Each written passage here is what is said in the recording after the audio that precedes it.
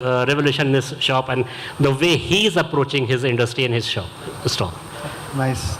Nice example. Thank you very much. So I don't see any hands raising. I came across this chai GPT and it was written powered by AI, Adrak and Elaichi. Yes. Yeah. Thank you. Thank you very much, team. I think it was wonderful. Any passing comments that you want to make about anything that you would want to talk about? We still have 1 more minute. So one thing that I wanted to emphasize on being, a lot of HR leaders are here. We interact with our workforce management teams day in, day out. A lot of confusion around that, when you don't have enough projects and reskilling, upskilling and all. So we need to give them a confidence and we need to take them into the confidence that human beings, we can do a lot of wonders and we can learn better. We can create that difference when it comes to, even though AI influence is more, we need to ask our project managers to trust in their team members so that they can learn and they can do better and they can do any kind of things with a great enablement that we need to give them. This is one point that we need to advocate to our team members. So what I feel is don't get scared about what is going to happen tomorrow, right? So let's live for today. There is nothing going to change tomorrow. So stay relevant, stay focused, just keep your eyes and ears open and think what is something which is going to take it, right? So don't get feared or don't get scared about anything. Somebody in earlier session they said high tech, high touch, right? So I will tell, instead of high touch, it is human touch. Okay, high tech, human touch is needed. Finally, we are dealing with people who comes with a lot of emotions and feelings, and we need to respect their feelings and emotions. And nobody else can do that better than us, our human beings. So let's stay relevant about it. Thank you. To stay informed about the startup ecosystem, subscribe to My Startup TV.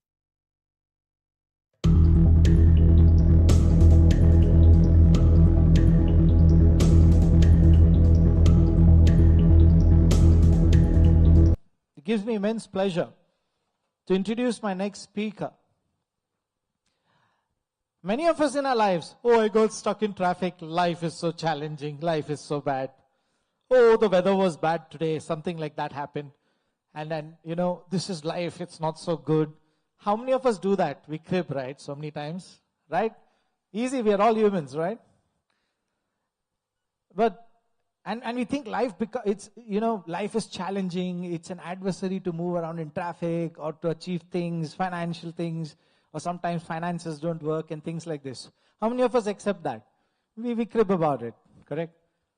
So ladies and gentlemen, we thought of having a speaker from a field that sees adversary at the highest level. And that is the Indian Defense Forces. For me to introduce a speaker is also personally a matter of honor. Reason being, Fauj ka khana maine bhi bahut baar khaya. I've been to the rejection center Allahabad. And I don't know how many of you have ever applied, or your brothers or sisters, anybody has applied. They give the same speech every time. Shah Rukh Khan came here, Ganguly came here, but they'll never tell you where were you lagging. And then they'll send you home. And trust me, that's the most depressing thing, to remove that badge, hand it over and walk out of that academy. You're like, okay, one more year. So for me to get this gentleman here on stage is immense pleasure. He's going to be talking about the threshold of leadership. And trust me, being in the forge, you learn leadership by, as we say, cutting your teeth out. It's by sheer grit that you learn leadership there. Ladies and gentlemen, I want a thunderous round of applause because he is the Vishisht Seva Medal honored by he's the holder of the Vishisht Seva Medal honored by the President of India. Keep the applause going on, ladies and gentlemen. He was involved of a corps which is also called the King. If you know the Fauji terms and parlance, let me just tell you this. Infantry is like People don't love infantry. Anybody who wants to join will say no infantry, but they always want to go for artillery because it's called the king. And the biggest example, we never saw wars because I think most of us were not there after 62 and 71. We are just newborns, so or millennials mostly. But we saw artillery really hammering the lives out of intruders at Kargil. And he was the head. Ladies and gentlemen, the former Additional Director General for Artillery for the Indian Armed Forces, please welcome Major General SVB Singh on stage. Ladies and gentlemen, and the galaxy of industry leaders, I am really humbled by your master of ceremonies because he has raised me to a level.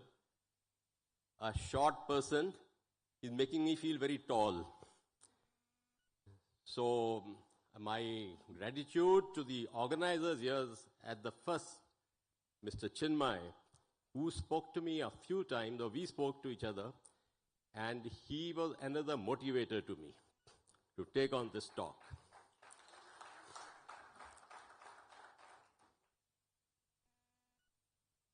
So my subject allocated is threshold of leadership and leadership in adversity. That's what Mr. Chinmay invoked upon me to speak on. But as I heard Dr. Chaudhary, you know, I felt more Indian than ever before. How was that? Because he spoke about the license Raj. And my mind was casting that India to the world, particularly the Western world, was known as a nation of snake charmers. And today, India, the Bharat, is charming the nation. We are sitting in the fulcrum of the two ends of the world's continuum and being the balancer. And when we say, and it's been said, we are looking to be a superpower, I think it is you who is going to take us forward in that as leaders of industry. And when I say industry, I also imply the military-industrial complex. Now, you see, leadership in adversity, we got to strategize it.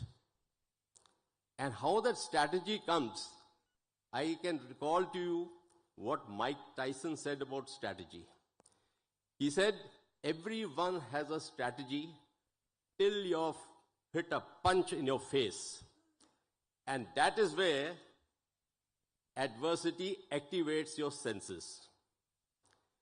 Let me tell you that influential leaders emerge from adversity in all walks of life. Because adversity is something like I want to compare with a blacksmith who turns out steel. He hammers, beats it hard, and what turns out is 10 times more robust metal. And what happens to us when we start wearing uniform? And I'll tell you, I wore uniform from the age of 11. I went to the Rashtriya Indian Military College, which is an entry through the UPSC exam. And today, in the audience, I have got my another gunner mate from the artillery, my classmate, who belongs to Bangalore, and he honored me by his presence, Colonel K.S. Sirikant.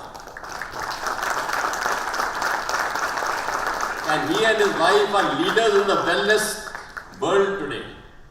So we have been there now 60 diamond years plus. So we call ourselves as the diamonds. So that is it. Now let us face it, that significance, opportunity in different walks of life, to use every setback to harden the steel of your leadership is what is most important. And our academy training just trains us for that, and we call it Ragda that made us Takda. That is rigor, we fit for all sorts of rigor. You see, we are trained, we are hammered. The body is roughened and toughened. And so when you are in service, when you are in the operational areas, when you are in your war, when you hear the artillery shells flying over you, you get battle inoculated. And how is it? And that is it. When your mind, when you're dog tired, the mind tells you, go the distance. And so you realize that apart from physical tiredness, your mind has been trained to overcome great obstacles. I was a brigade major in Kargil, but that was way back in 87, 89, and Kargil war happened in 99. But it was an active area. There was a lot of firing on all the time. And I asked my general officer commanding one day, somehow or the other established a rapport. General officer commanding was a major general and I was a major. And you couldn't dream of that rank at that time. So he was overlooking the Saichen Glacier operations also. So one evening at his residence, I took the liberty of asking him, yes sir, what is the most difficult task or thing which you are feeling in your command? And he said, it is when I come back from the glacier, I cannot sleep that night because our men are sleeping on snow at 18, 20, 23,000 feet. Way back in 87, we didn't have that type of clothing. We didn't have it in 62, but then we didn't have it at that time even for these heights. You say, can't sleep. That is adversity. And why I am mentioning this adversity is that it is the Indian army, the Indian military, where our men can face these adversities with a cheer, with a smile. He can take a lot of battering. Now, so that's the way I would put. What I would like to quote here, General Karl von Clausewitz, a Prussian general, an exponent in the art of war. And he said, danger and physical exertion are the constant sources of friction in war. That is the commander's responsibility, and he has to master both. And so now, here I would like to just show what he has written. Very golden words. It is the impact of the ebbing of moral and physical strength of the heart-rending spectacle of the dead and the wounded that the commander has to withstand. First within himself, and then in all those who have entrusted him with their hopes and fears. And those hopes and fears are the men he commands. But not only that, he also lives with responsibilities to the families who are back home. He is well sensitized on that. So there are two specific responsibilities that military leaders must address during their combat operations. First is combat mission, and second is decision making. Because the two of them, they devolve upon the commander a life and death situation. He is going to be responsible for his own decisions. He is going to be responsible for the decisions and actions of his subordinates who are in the forward area fighting the war. And he is also going to make the difference between victory and death. And remember, there are no runners-up in war. Either you're defeated or you come out victorious. So what we did as we grew post-independent India, we never really lost a war. I will say 1962 war was not a defeat. It was the defeat of the political hierarchy. And I'm very emphatic to say that. But as we came to 1971, we got the greatest victory a nation could do in the military history. We created a nation and we captured 93,000 prisoners of war, unknown in the history of warfare. So how is it this has happened? This is the Indian Military Academy product, and we live by one motto, and that is the Chetwodian model, a British field marshal who on its inauguration in 1932, he said some golden words, and we live by it. Firstly, he said the safety, honor, and welfare of your country comes first, always, and every time. Secondly, the honor, welfare, and comfort of the men you command comes next. And next were the golden words by which we live. Your own ease, comfort, and safety comes last, always, and every time. So you have Vikram Batra in Kargil War saying, after having captured a very difficult objective, ye dil mange more. And he volunteers to take on the next action and receives India's highest Paramveer Chakra award posthumously. Not yet 22. So this is what we have imbibed. Now, how it comes? It comes through unit cohesion. It comes through good leadership. And we live by Izzat of the Paltan, which is Naam, Namak, and Nishan. These are the most dear things to us. So we keep the flag flying of our Paltan, of our military, and of our Tiranga. So that is where we stand. Now,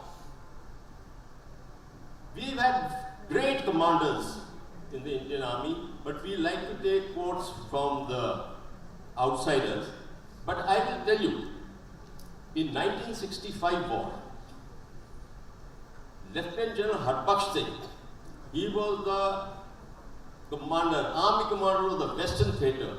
Those days the command headquarters used to be in Shimla and the advanced operation headquarters used to be in Ambala. So he reached there, the things were not going well in Punjab with the war in Pakistan. And things were very distinct. He had sacked a couple of major generals already.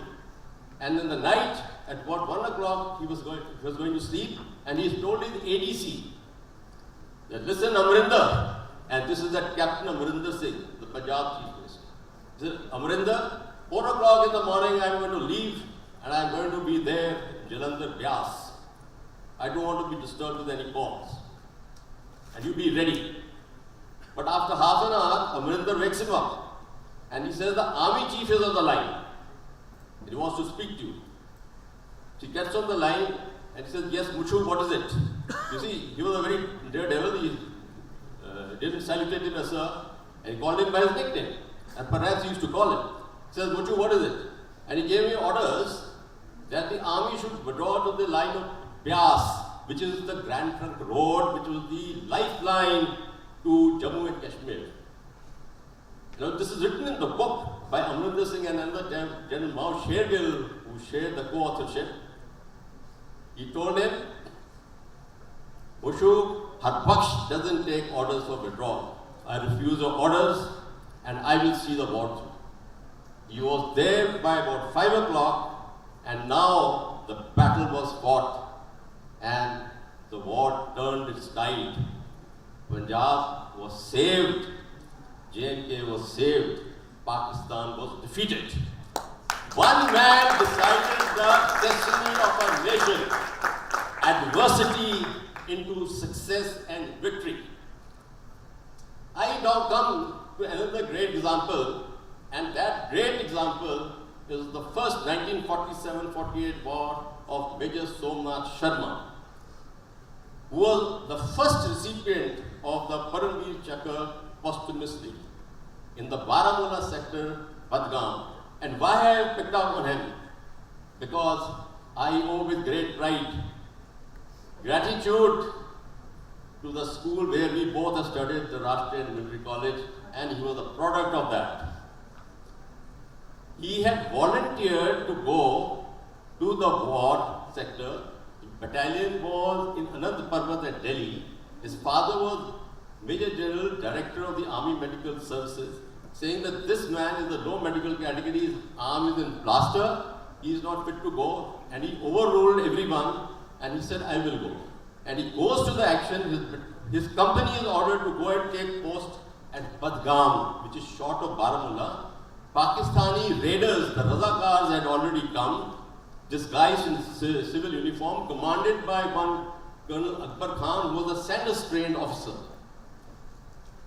And they take up post not knowing that the Razakars are already there. They knew they were in Baramulla, and Badgam was much short, about 30 kilometers behind. But as they took post, the Razakars emerged from the village, and terrible firing took place from all three directions. Somnath Sharma took charge of the situation. And during that, he told his men, there were 70 of them. This was a company strength, but they could not muster at that time. And he told them, we have to fight, and we have to fight, and we have to defeat these people.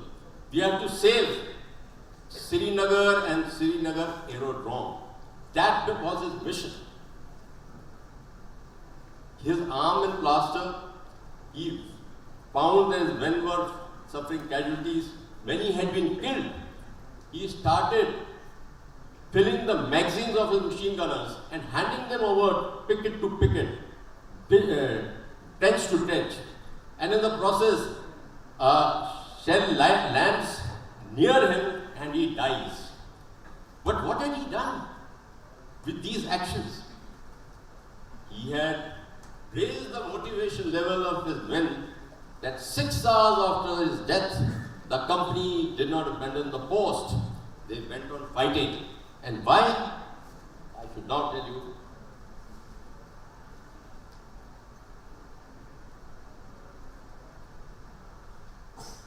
Having told you that, I will first touch the last message, which is with this photograph. You see, the enemy is only 50 yards from us. We are heavily outnumbered. We are under devastating fire.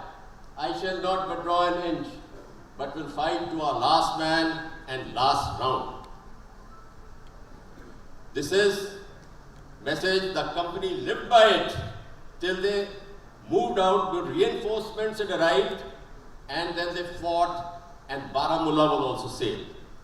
This is what mission sharpness, just laser sharp, a man could do what he did.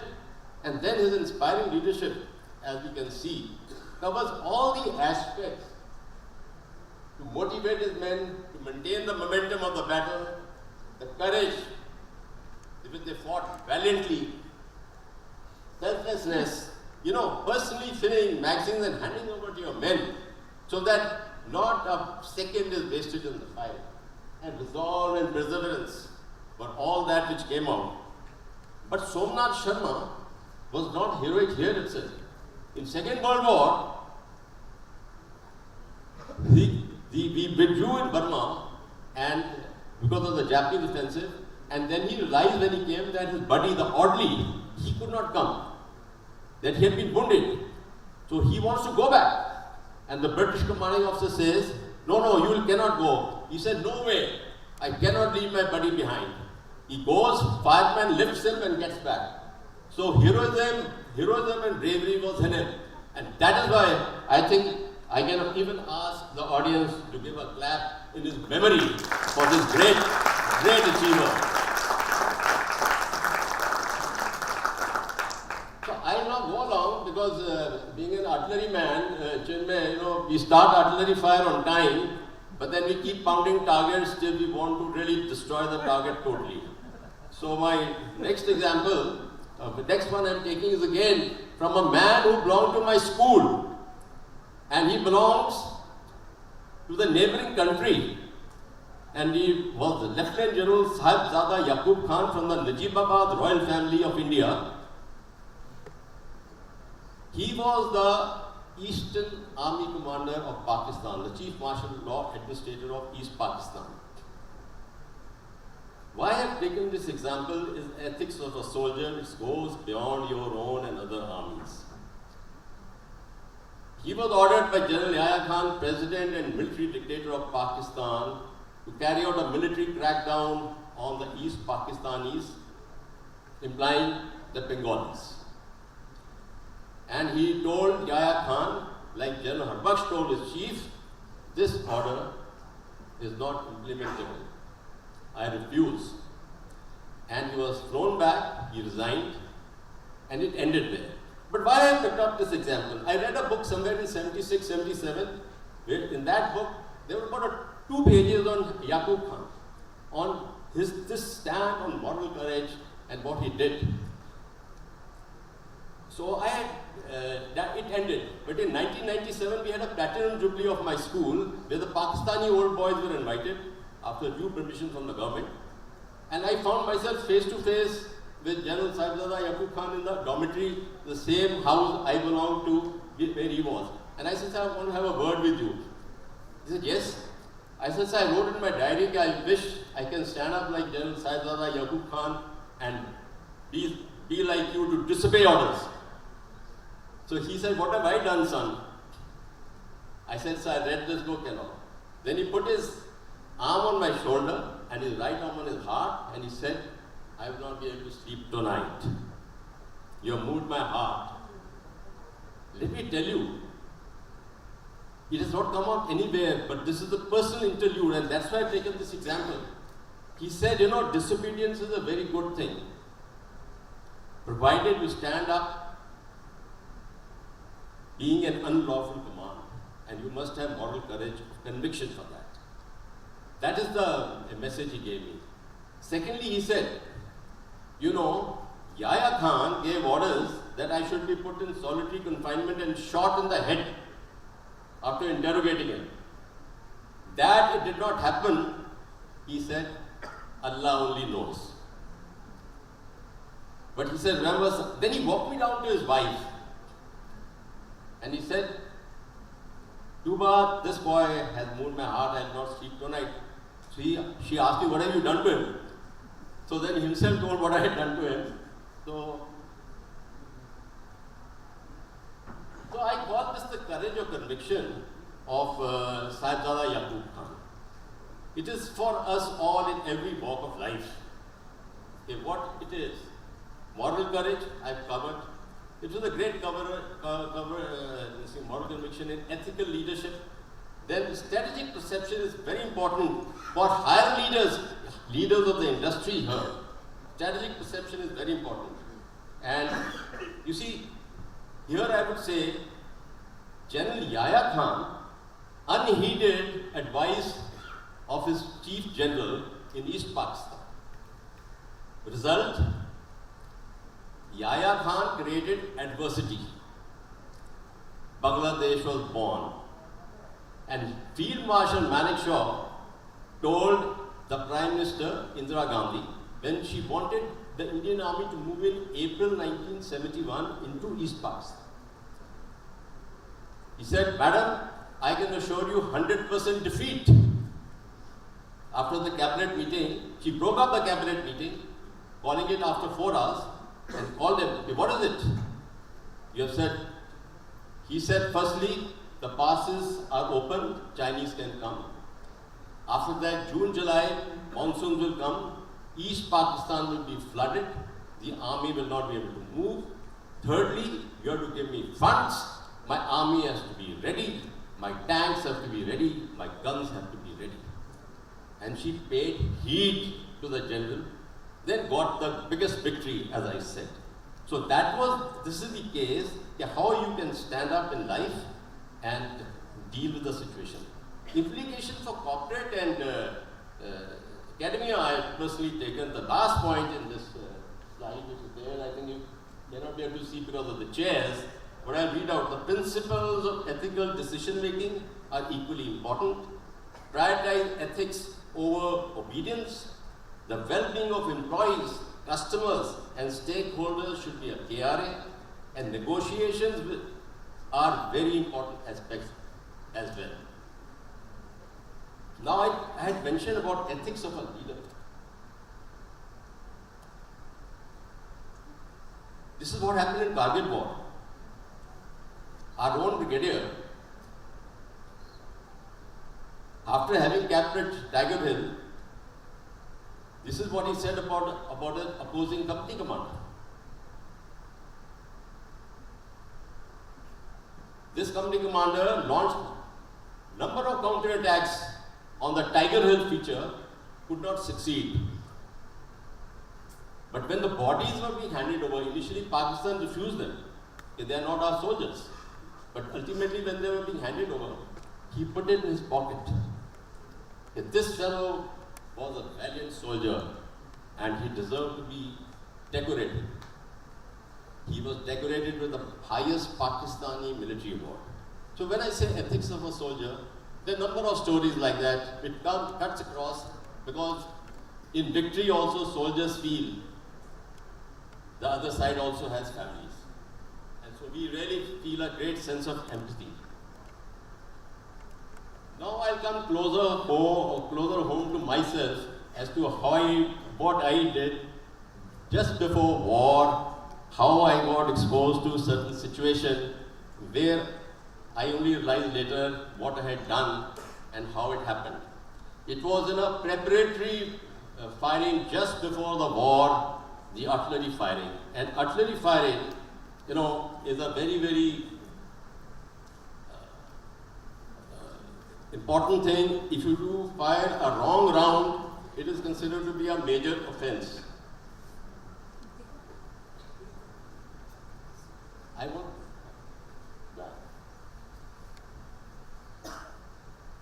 I just wanted to put it off for a while. No? Okay. So what had happened? We worked out a gun data in the command post. And the gun data worked out had a little error. But I, as the gun position officer, who's called the kingpin of the gun position, passed that order. And the gun fired at the data which was passed by me, based on what I saw my staff had done. From the target end, the round never landed there.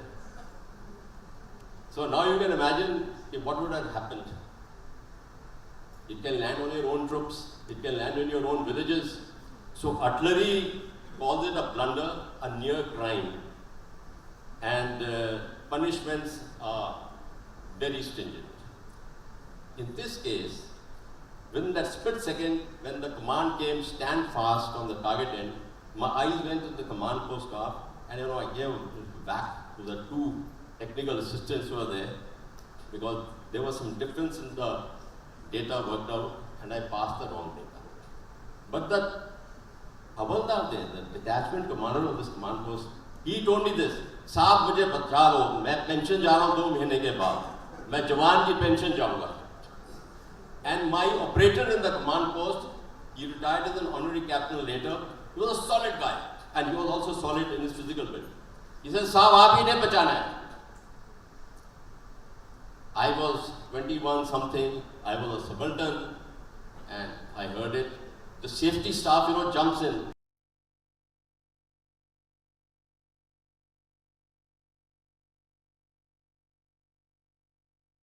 For a minute and a half, maybe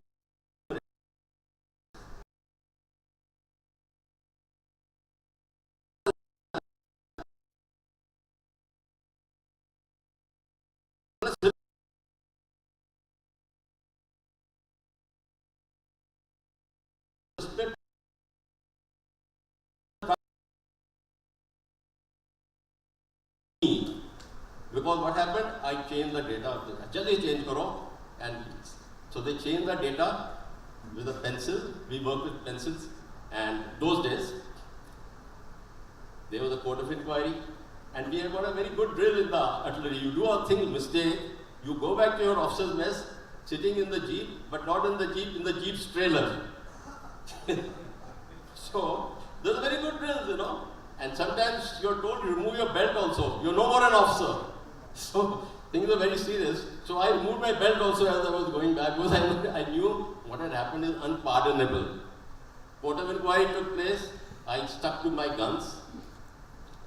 And we shared one secret in my battery. Yes, this will not be known. The command post staff will not tell outside what had happened. This was a detachment of 8-9 of us. I said, a lifetime happened.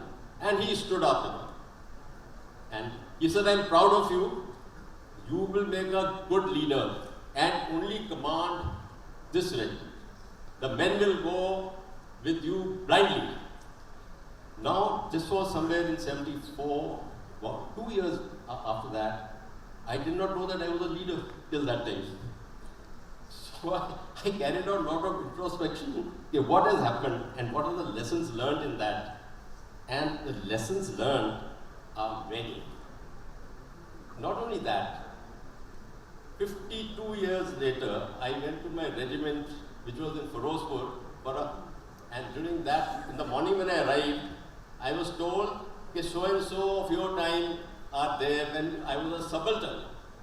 And I found that my command post staff were 8, 9, 4 of them were there. My gun detachment commander was there. So after ushering me to the guest room, having tea, coffee, I tell the commanding officer and Subedar Major, in the evening, Bada Khana, I am going to put up a skit. I want the command post to be laid out on the stage. So they laughed. I said, I'm very serious. And I called the staff after a Mandir Gurdwara parade and I said, this is what we're going to enact and don't tell anyone. And when I told them the story, there was a lot of clapping. You know, because why?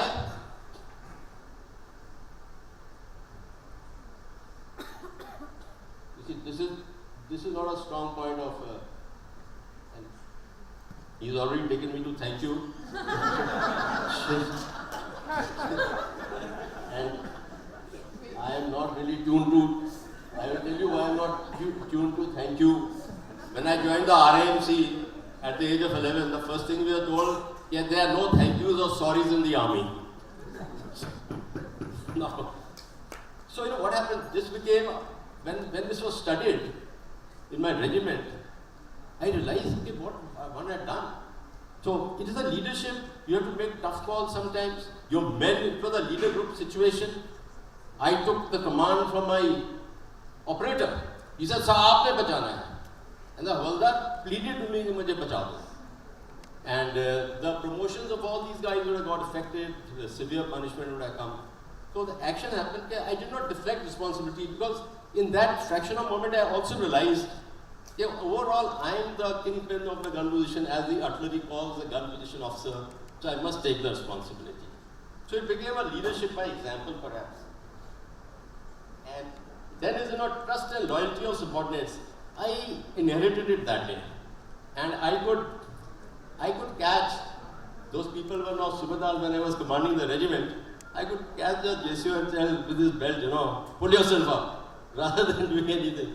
So that was the, it was a very adverse situation, but converted into a great example, which only time told me. And it was a decision taken in a split seconds, but yes, it was a white lie spoken, but white lie was spoken not for personal gain or for any malicious purpose for that. So that was it, this incident. I really grew with it. My integrity in the regiment or in the service, I grew with it. I learned the ability to take up responsibility, for my men and take the blame on myself. I learned it that day and I lived through it in my service, and I still try to practice, and I tell wherever I go and speak, do that, because you've got subordinates. If you've got 360 degrees reporting pattern in the corporate world, you're also 360 degrees responsible for the complete well-being, for their advancements, their qualitative requirements, for their remunerations, no pink slips. If you can help, that's where I would say. Now, I'll give you one more example, which really did test me. Off now, right now. I'll come to next slide. Now, my last example, and of course, Chinmay is very large-hearted, I see. He doesn't really worry much about timings.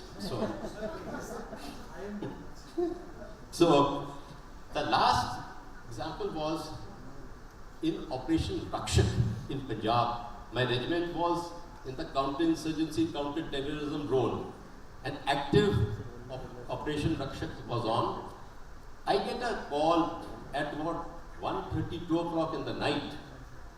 I am told that so-and-so has run away from the ammunition defense stores dump. Ammunition dump and defense stores dump which was 40 kilometers behind. He's run away with a weapon which is 7.62 mm SLR. It's a big rifle with loaded 20 rounds in the magazine. I happened to be at home that time. The operation was on. We were here for about 2 days, for rest and relief. My report card after this talk, the report card writer is sitting here, So she asked what's happened. I said, you go to sleep. There's nothing happened. And I went into the dining room. We had the old telephones of the Second World War vintage. We used to call it 5 Alpha. Handle Mara, exchange ko bola ke adjutant, second in command, and Subedar Major ko jaldi se bhejo. I didn't want to go to the regiment at that time because it would have, activated okay, what the hell is happening. But in that time when they came, now I felt I was definitely seasoned enough, having gone through, a lot of operational areas.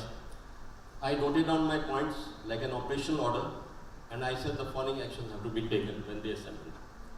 I knew that this gentleman was an offender, perpetual offender. So, my greatest worry in war, I said, the command of your men is your worry. My greatest worry was safety of lives. Safety of lives of all, including civilians. He's carrying a weapon, 20 rounds, minimum 20 people will be shot. It weighed very heavily on me when the moment this call came to me. Second, my own men, their safety and security. You see, we were going to discharge him from service. Somewhere he came to know. So I felt maybe he is wanting to take revenge killing. So I told them, listen, first of all, perimeter patrolling and security of the complete unit area with armed pickets. Of all key appointment holders, there will be perimeter patrolling, armed guard patrolling outside their houses, residences. The in and out of the cantonments where the movement takes place, our 2 men armed will be present, alongside the guard and picket already there. I said, no school-going children tomorrow. School-going children will not go. Families will not move out of the unit area. And immediately I rang up the division headquarters intelligence staff officer, who was a lieutenant colonel and I was a full colonel. And he was a very close friend of mine. He was senior to me, otherwise in commission. And I told him, I said, this is what has happened. You have to hold my hand. He said, Bol kya karna hai? So I said, the following actions I request. This fellow belongs to Jammu.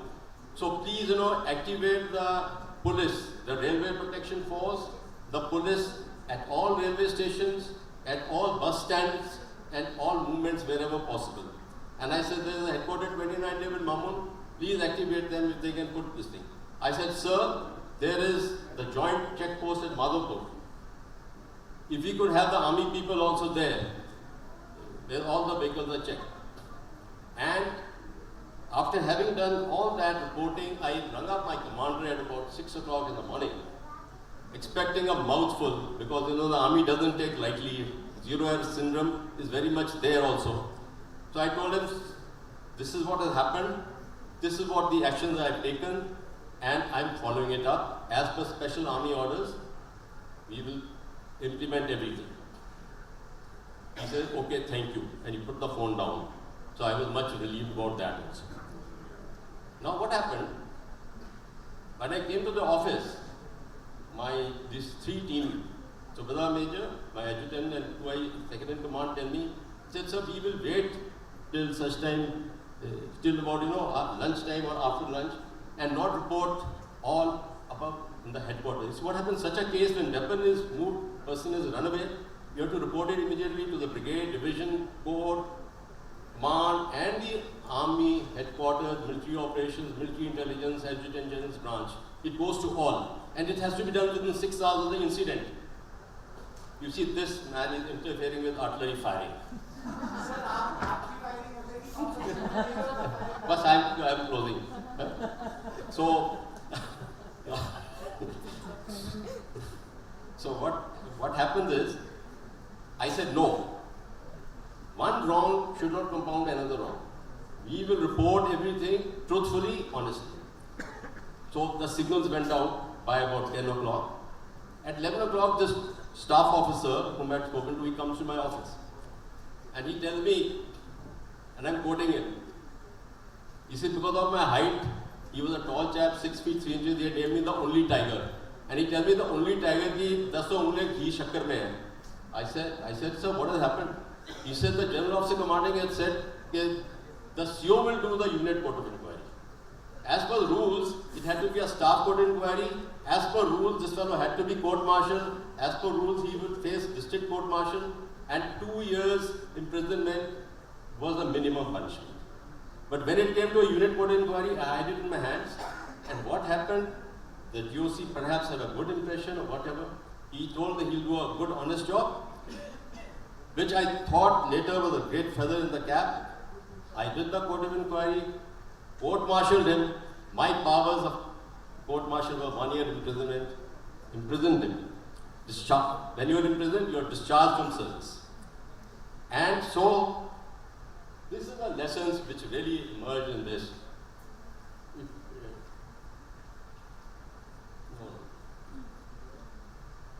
The mission, my mission was focus on saving human lives.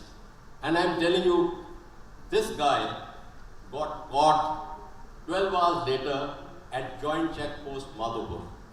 He was going to, when he was interrogated, he was going to Jammu to take revenge on a person who had got his brother implicated in a murder case falsely, and his brother was in jail. He wanted to kill him.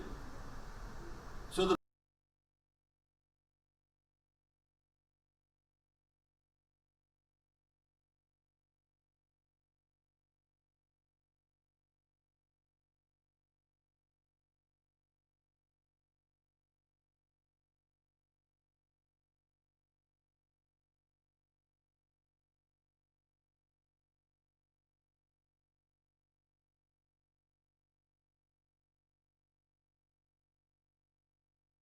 military mind of these military intelligence and military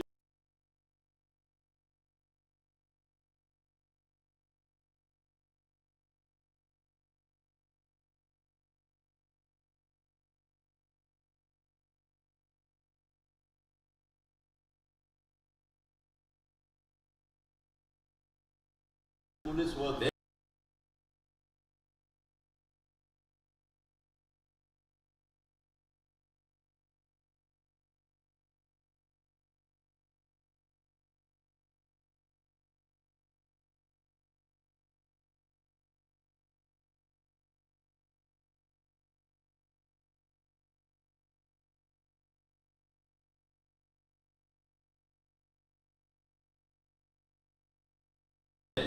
They were checking each vehicle, and they found, our rifle.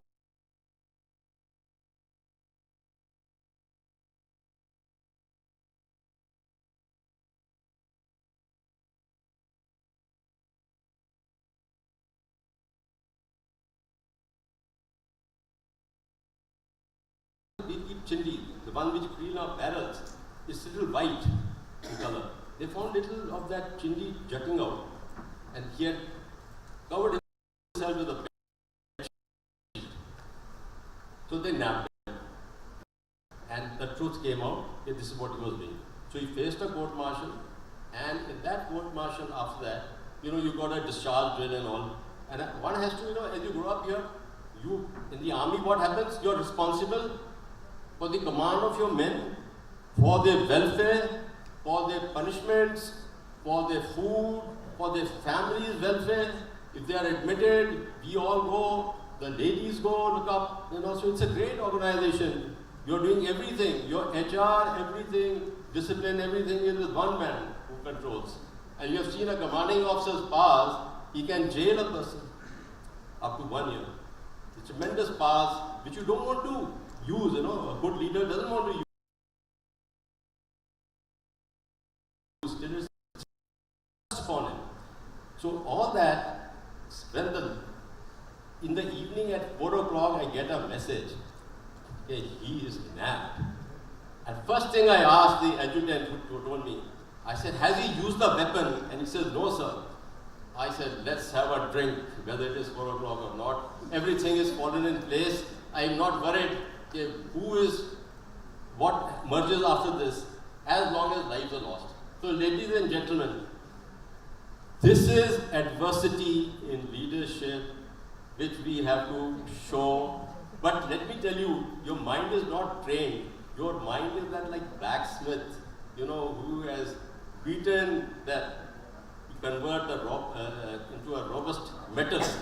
It is so trained that it functions ipso facto. Things roll out. And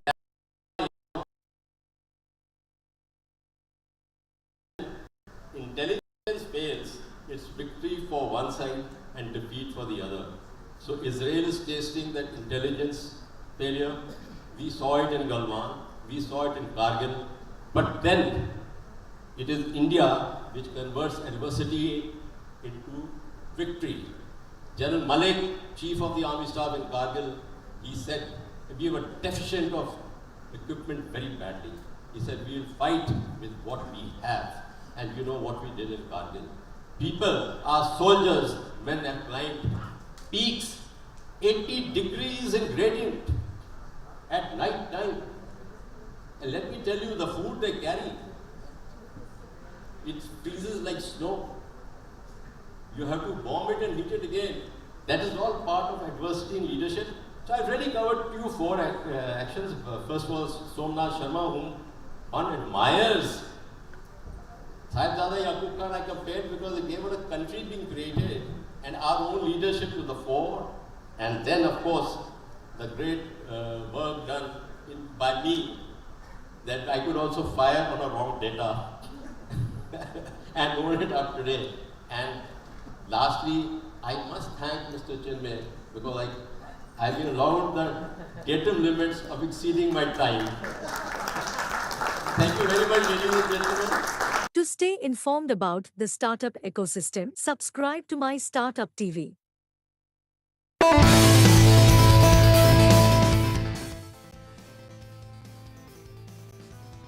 Hi, my name is Neelam Roy and I work for a company called DMSR as a Talent Acquisition Director. I have come to an event called ITTL. This event not only helps me to network with 200 plus people but also share their experience and the strategies what they are using in their companies, and we learn from these senior people and so many people who are in this industry. Thank you. To stay informed about the startup ecosystem, subscribe to My Startup TV.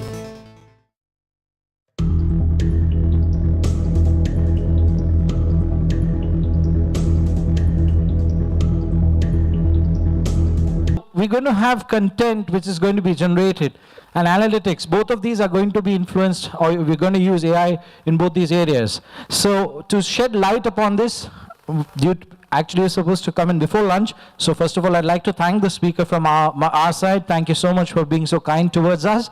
And he's going to come in and share in insights.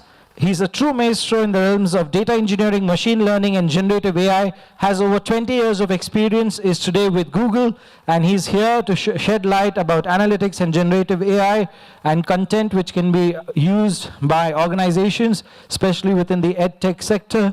Please give us a big round of applause as I call upon Mr. Raghu Vansh Dubey from Google. Let's give him a round of applause. We are talking about, in the morning I heard that, is generative AI going to take away jobs, right? I think the very first discussion which Dr. Chaudhary had. That's one school, that is one thought which often comes to our minds, but that's not the reality. Yes, it is so powerful that it does look like it could change a lot of things. That's how we should perceive this altogether. The answer is yes, it can.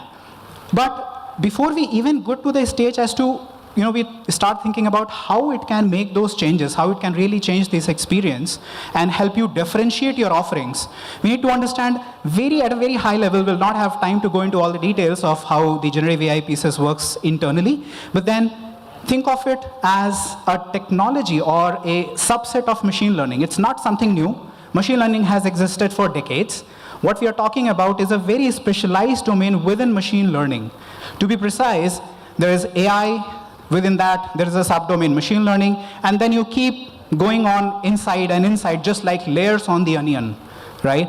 And eventually you will reach a deeper specialization after natural language processing, and then eventually you will reach what we call universal language models or large language models, right? Essentially, you can also think of it as an evolution of natural language processing, right? So again, something which has existed for decades, right? We have been always used to having some small ways in which we can do OCR, right? Textbooks, we just do a OCR, extract data from there, understand noun, pronoun, verbs, objectives, and so on and so forth, right? That is the place where we started. Right now, what has happened with these large language models coming into the picture is that this capability has increased significantly. When I say significantly, of course, you can handle the natural, the classical natural language task like, classification or extracting data, verbs, nouns, pronouns, name of places, etc., right? Understanding, the grammar and all. But we have gone one level further. With this deep understanding from natural language processing to natural language understanding, we are now in the era of natural language generation, right? These models have become so powerful that they understand the semantic meaning of each and everything which they have been trained on, which means that they can generate net new content, which does not exist before, right?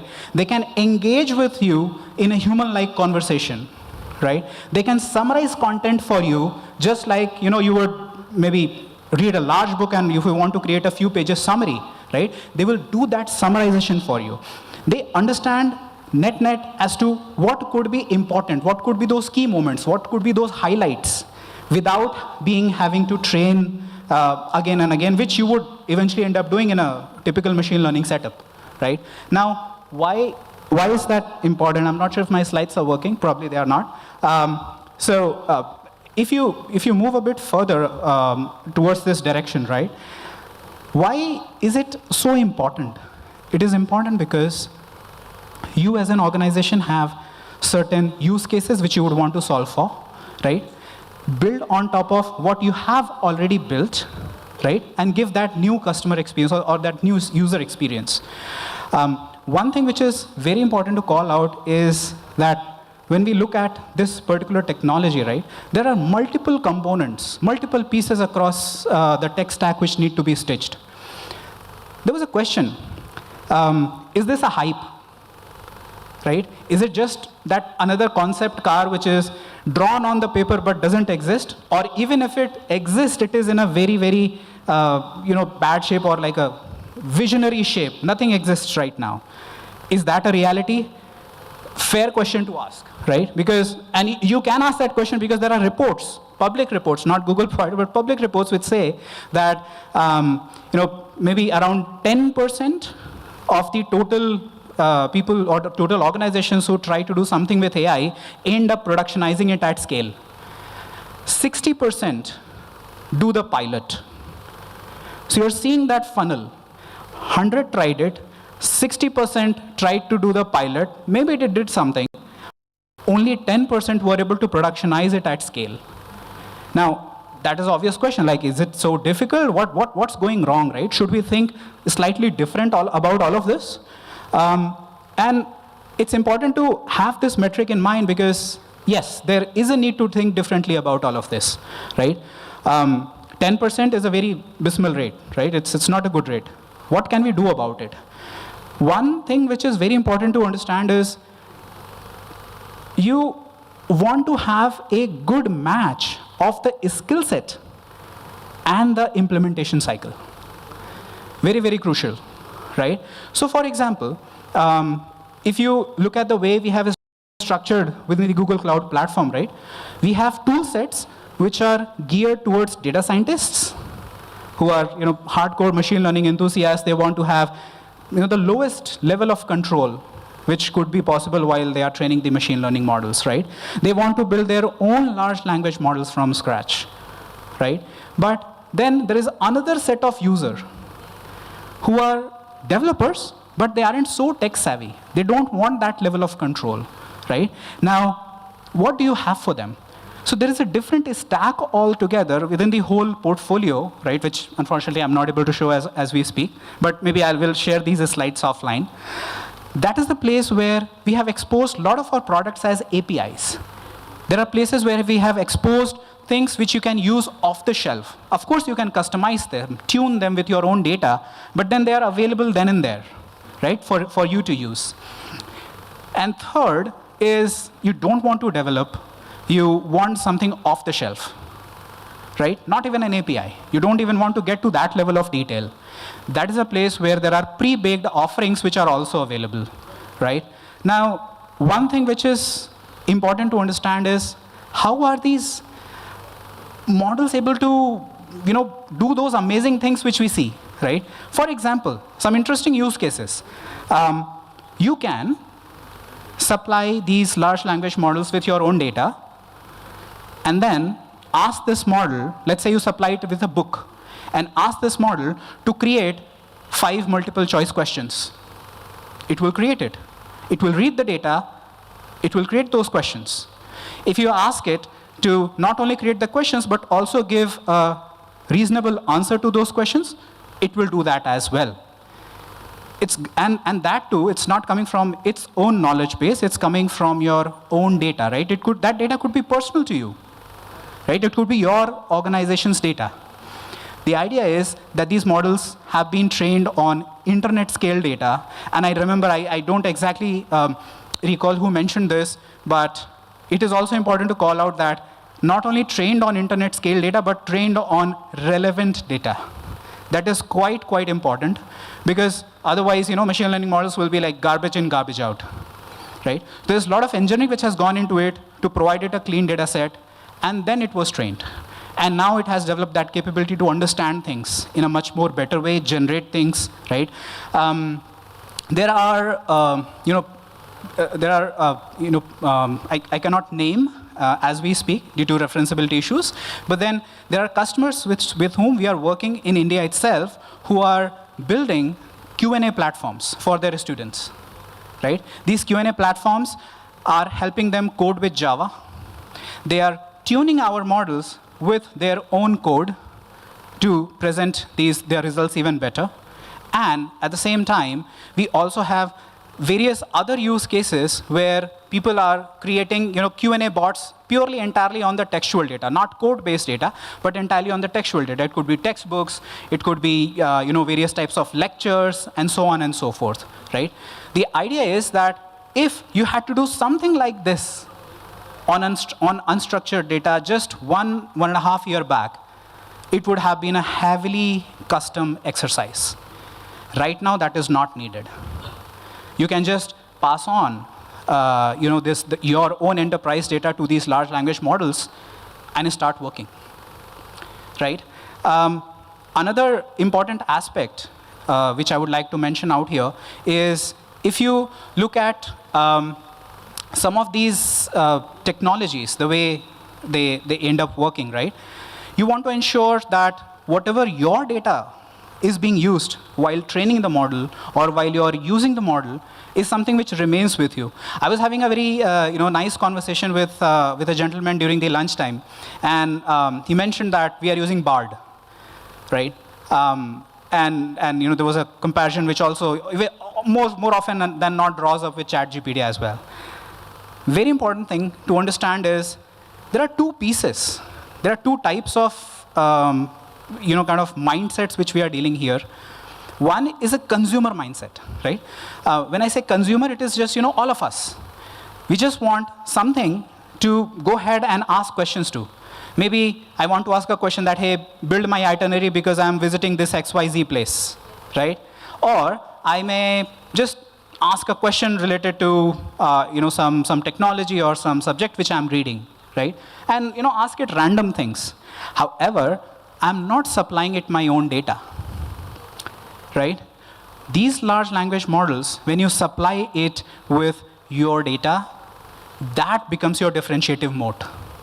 And it's very important to understand, right? Large language models, for example, in Google, we have majority of our platform based on Google Palm, which is a very large model. It's a 540 billion parameter model. But then that model, when combined with your data, that becomes your differentiator. How you are combining your data with this model And there's a specific concept called RAG, which I'll come to a bit later. But then that's the whole idea. That's how you develop your differentiation. Your use case, your data, combined with the power of large language models. That's very important to call out. Going back to what I was saying, BARD, right? That conversation, right? How many of you have used BARD, by the way? Just a quick raise of hand. Not many. If not, please just go Google BARD, try to use it, right? And play around it. You'll find it very useful. However, if you're building an application which needs to meet a particular SLA, it needs to be on for a certain number of time. It can't go down, right? You need to build in your own data inside that application, right? Your own knowledge base, your own private knowledge, enterprise knowledge base. It could be books, it could be websites, it could be databases, etc., right? And you really want a full-fledged support ecosystem around it. That's the place where the enterprise offerings come into the picture, just like this whole generative AI and large language models are a specialized type of machine learning models, but they are still machine learning models. Vertex AI is a machine learning platform. It's an end-to-end machine learning platform. There are few components within Vertex AI which actually to do generative AI related things, right? So think of it as an overall holistic ecosystem, which includes AI plus generative AI, right? So that's one important thing which I wanted to call out. So if you're a builder, if you want to build applications, enterprise class, that's a place where Google Vertex AI Suite will come into the picture. If you are a user, if you're a business user, for example, how many of you have used Google Docs or Google Sheets? Awesome. So whenever these generative AI capabilities are exposed through our usual interfaces, when I say usual interfaces, I mean Google Workspaces, which includes Google Docs, Google Slides, your Google Sheets, etc. A lot of components in the Google Ads ecosystem. These interfaces we are already aware of, right? These are not new. They haven't come in last 1 year, right? Whenever our generative AI capabilities get exposed through these interfaces, we call it Do-It AI, okay? That's one important thing. You don't need to develop anything. You can just go to a Google Doc, right-click, summarize your content, whatever is written, generate meeting minutes, send off emails. If you go to Google Sheet, perform calculations, generate charts. If you go to Google Slides, just go ahead, type a prompt, and it will generate an image, right? But these are all Do-It AI capabilities, purely and entirely based, or purely and entirely available for direct usage. When you're building an application, that's the place where you start using the Vertex AI portfolio. Yes, and yeah, I'm hoping if that glitch gets resolved, I'll share you those slides, but I'll continue in the interest of time. Yeah, this is half of generative AI. So you can close it. That's okay. I'll share those slides. Whatever. I'll just speak impromptu. Anyways, what I was going to show is mostly what I'm gonna talk about as well. If you look at some of the other use cases as well, right, which we keep talking about in EdTech, Kahoot. How many of you have used Kahoot? Right? Pretty good. When I used to do some of these presentations internally within Google itself, we used to generate those Kahoot questions.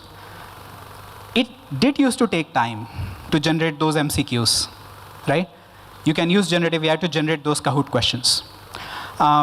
You can use generative AI, for example, to simplify the level of content. Can you try to explain the content which is being taught in class 9th to someone who is in class 6th? Can you simplify that whole language, right? You can do that. You can ask it to do that. And the idea is, think of it like earlier what we used to do. We used to, let's say we have to, create a simple let me just think about it. Yeah, let's say if you have to create a simple machine learning program where we want to kind of identify a cat and a dog. Very common example which we often end up taking, right? You would define in traditional machine learning that a cat has fur, it has 2 ears, it has 4 legs, and so on and so forth, right? You'd program those things. The way things have evolved, that is not required.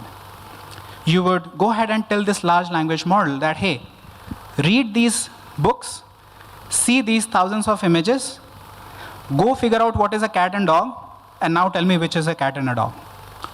Same goes for textual content as well, same goes for video content as well, and so on.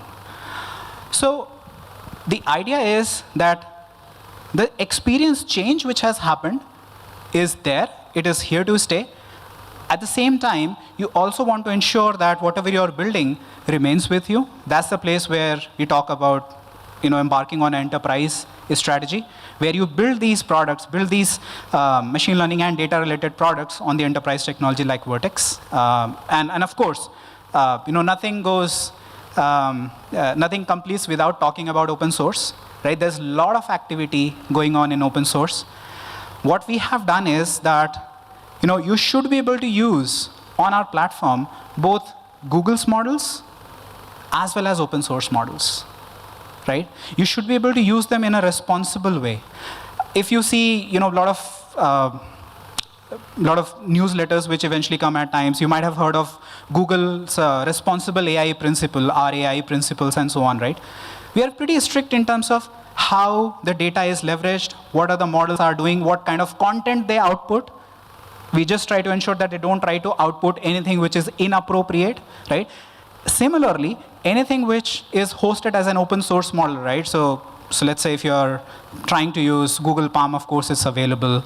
If you're trying to use any kind of other language models, right, they are also available and they have gone through that RAI. So that's also important to understand that when you're embarking on that journey, trying to use a set of models across Google as well as open source models, we try to ensure that you are kind of at least backed up in terms of the validations which we have done, right? I think that's majority of it. What I was planning to say. There's one more thing which which came to my mind while I was having one of the conversations during the lunch, before the lunch actually, that there's no content available to learn these technologies, right? I think that is not true. The idea is like it is still evolving for sure, but at the same time, there's a lot of content available out there. I had some of those links in my slides. Unfortunately, I'm not able to show it as we speak, but happy to share it with Chinmay, and then he'll forward it as well. We are, by the way, working with Chinmay and team as well on multiple AI and Gen AI use cases too. But yeah, I think I'm running short of time. Happy to answer questions offline. Thank you. To stay informed about the startup ecosystem, subscribe to My Startup TV. I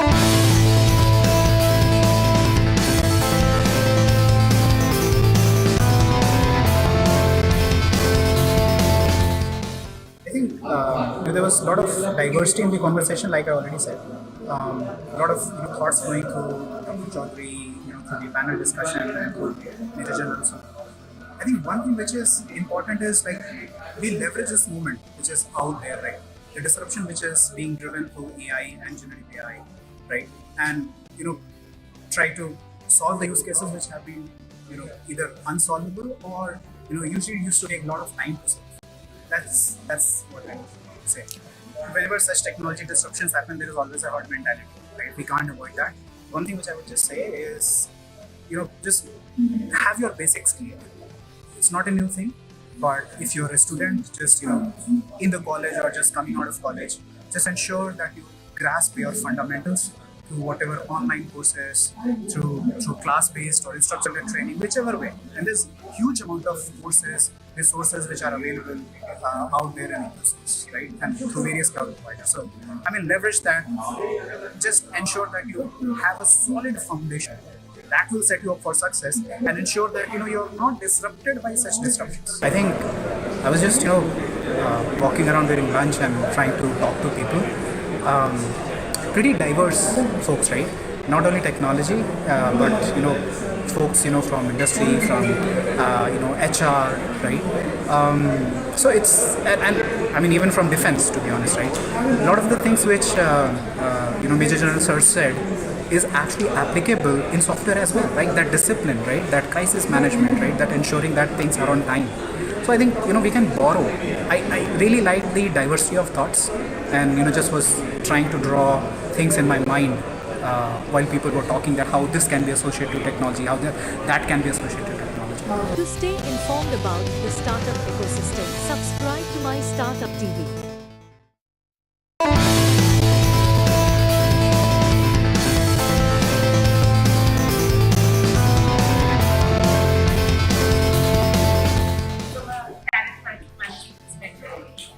What we look at now is more talent management and talent training. That's how the industry is looking at it. With the complete revolution of AI that's coming up, certainly what people are looking at now is how talent can be ready. The time, the work readiness has been shortened up. AI, not that every organization is looking at completely getting into AI, but they want to use it based on how it can be leveraged. Couple of things that they should be noting on that is a requirement is that one, if the talent can be constantly upskilling themselves and learning the new ways of doing things, how they can enable this use of AI and work. Two is on the lifespans becoming short of each and every talent.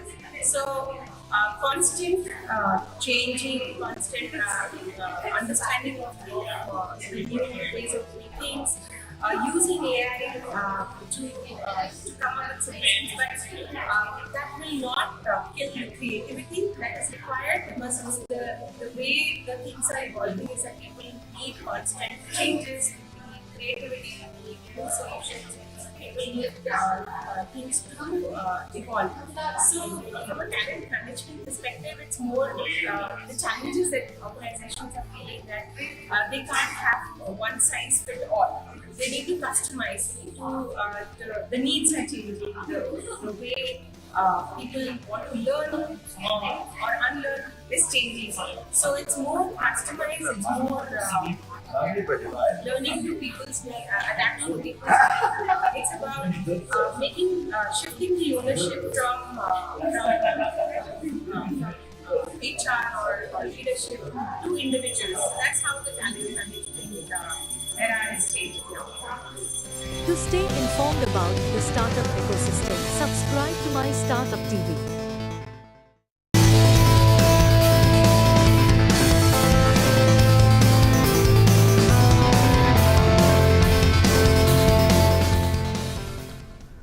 So good evening everyone. I'm Rajesh. Thank you so much for joining in. Very warm welcome.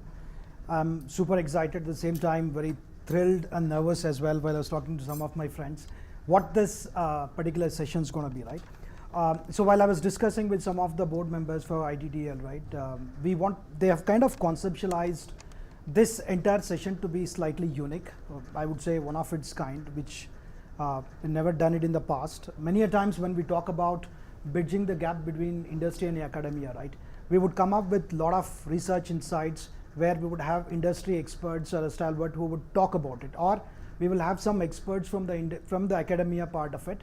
They would share their expertise or they would share their challenges, right? Or we would also look at an open house kind of a thing where we would hear every individual perspective. But at the end of it, there is no strong key takeaway. Okay, in this session, next 45 minutes to an hour, we wanted to make it very, very exciting. At the same time, very insightful, meaningful, and we would like to take away some good insights out of this. So every time, when we talk about people who are there in the campus space, right, when I was talking to Ashish as well, many of us have spent about a decade and a half in the campus landscape, done significant impact in terms of recruiting talent, attracting talent, engaging with them, and eventually adding up to the overall economic growth of an organization.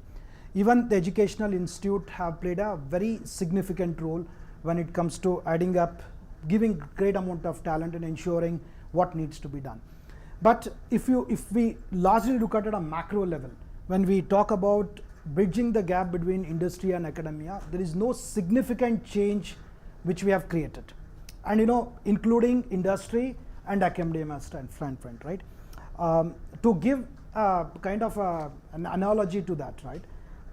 If you look at the industry 1 to industry 5.2, the business world has kind of seen a significant transformation over the years, right? I mean, from the industry 1.2, where it started from mechanization, the industry 2.0 was about electrification, industry 3.0 was about automation, and industry 4.0, it started in 2010, was largely into digitization.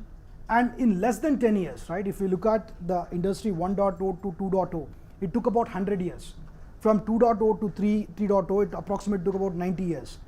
From the second one to the third one, it was less than 50 years. From 4.0 to 5, we are just taking about 10 years. And the industry 5.0 is all about humanization and personalization. So why this particular context is very important is the world is changing at a very rapid pace, and it becomes very difficult and it becomes extremely challenging for us to keep up the pace at which the technology is changing, the world is changing, the world is going through a lot of innovation, the world is going through a lot of disruption. So it's important as an industry experts and an academia to understand what is kind of missing and how do we embrace this.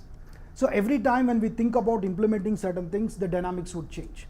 And as an individuals, when we have spent about a decade, 2 decades, and some of them who have spent enormous amount of time, right, who have set up the center of excellence, did a lot of things, whatever they could do at their capacity.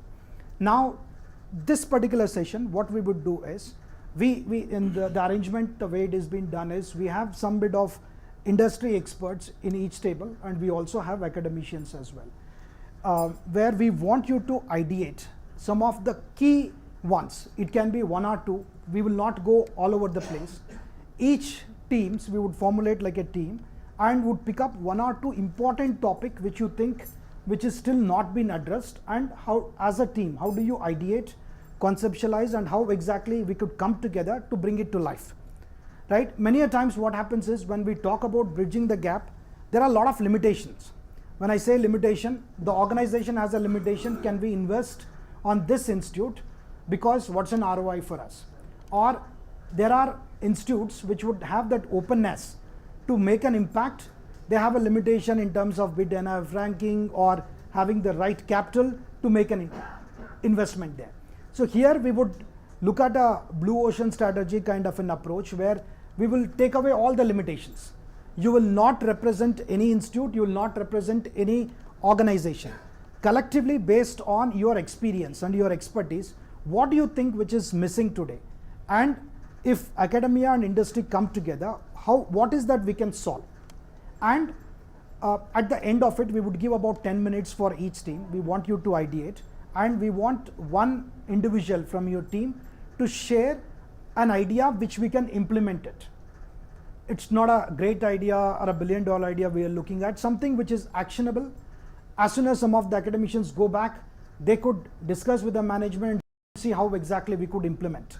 And some of the university recruiting leaders who are out here, we would also hear the perspective from academicians as well.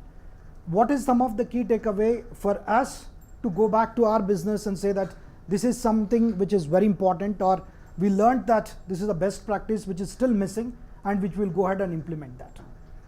Okay. So with that, I mean, I would just act as a moderator. Thankfully, I'm not in this session. So I would run around and we would enable this, and we would require your full participation and make this entire session very useful. And this whole session would be recorded. As I told you, we will truly create a greater impact out of this session. We will have all the pointers which we will draw. And this particular event is also partnered with the business world, right? Business world people. We wanted to, since we have the industry experts and the academicians from some of the best institutes, right? We will gather key insights, and this will even, we will aim to publish it on the newspaper or the magazines of this, which will go online. Collectively, let's make it as a great success. Yeah. Thank you. So, and very important, now again, bridging the gap between industry and academia is a very, very large topic, right? From a corporate perspective, right? These are 4 things which we currently face as a challenge. One is the competency gap. With technology changing, it's very, very important that how do we ensure that we engage with the universities and ensure that the technology which is evolving is taught at the campus, or skilling, upskilling, reskilling, all of that stuff, right? The competency gap, how do we address that? And the second, the biggest one, I'm sure that all the industry folks would agree, the inclusion and diversity is one of the biggest challenge, right? One is the availability of the pool itself. So every time now, if you look at as an industry as a whole, in India, a lot of leaders are thinking that we should hit 50% gender diversity by 2030, which is a very ambitious target. For that to make it happen, the university recruiting talent plays a very, very pivotal role. In the lateral perspective, there is a very limited scope for us to make that happen. The only way is to happen is to infuse some of the great talent at the early careers. For this thing to happen, we should look at what is the pool available, or the second aspect is if there is a bias, right? And if there is a male student, we will visit only exclusive diversity campus, or we would be slightly lenient to the students who are girls, and eventually we will make that. How do we address this issue, right, in terms of the supply as well as having the bias in terms of the recruiting itself? The third one is the time and resource constraints. While we know certain things exist, but the biggest challenge is, can we invest time? Because at the end of the day, academics have their own agenda to drive in terms of technically the students needs to go through the syllabus, they have their own grading system and all of that. They have a very limited time for them to upskill themselves. From an industry standpoint, their objective is on the revenue side, objective in terms of the product developments and all of that. With the limitations of resource and time, how do we kind of still navigate and address this challenge? Then the communication is a soft challenge, means soft skill aspect of it. This is something which is out there, and again, this is a very light one which can be addressed with all the advent of the online education which is happening, or the MOOC part of it, and there's a lot of avenues to which we could solve.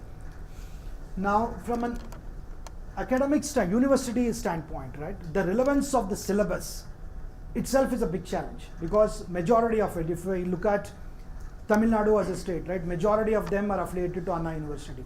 If we look at Andhra and Telangana, either of them are affiliated to JNTU Kakinada, JNTU Anantapur, JNTU Hyderabad for that matter. In Karnataka, at least about 250 to 350 odd organizations are affiliated to VTU. There is a very limited scope for them to include any new concepts, because that requires a different shift altogether. With that limitation, how an organization can strive and thrive to incorporate the right technologies which is required from an industry standpoint. The proficiency necessity, which means while the world is going through massive transformation in terms of the cloud, all the new age technologies which is out there, how do you stay embraced with all the technologies which is out there? How do we get the insights of all of this? Limited exposure, industry exposure, and again, here this requires 2 aspects of it. One is whether the organization have an appetite to invest. So there is an operational cost when we talk about industry exposure. Either an industry experts have to come to the academia, or the academic students have to go to our organization. How do we make it that happen is one of the biggest challenge which have to be addressed. And limited resources, right? I mean, any academic institutes have X number of manpower through which they could do very little in 365 days, considering their academics as well. So these are some of the broader perspective, not limiting, but we just wanted to give you some insights for you to think through and slightly deeper, and an action item on this. Okay, with that I will take a pause we would request you to, we would give about 10-15 minutes each team to ideate and arrive at a very specific thing what we could address, and we would ask one representative from each team to share their insights. Thank you.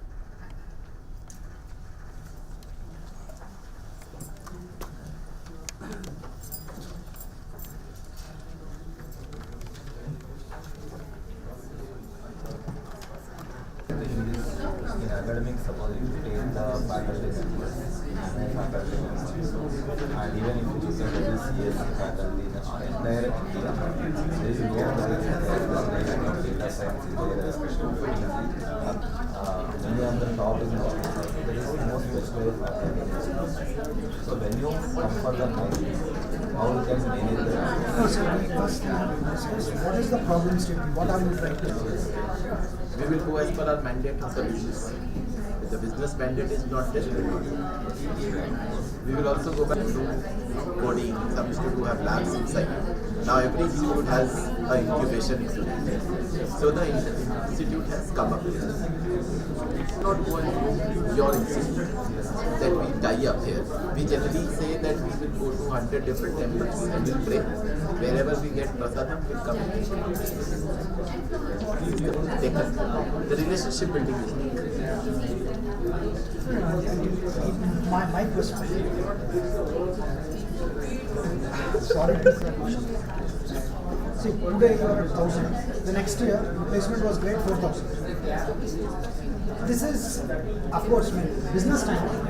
If somebody is making revenue, it's good to scale. Now, if you are a company that 1.2 billion, if that scale is happening, scale itself is a problem. But it's very aspiring to nurture that kind of world's largest technology.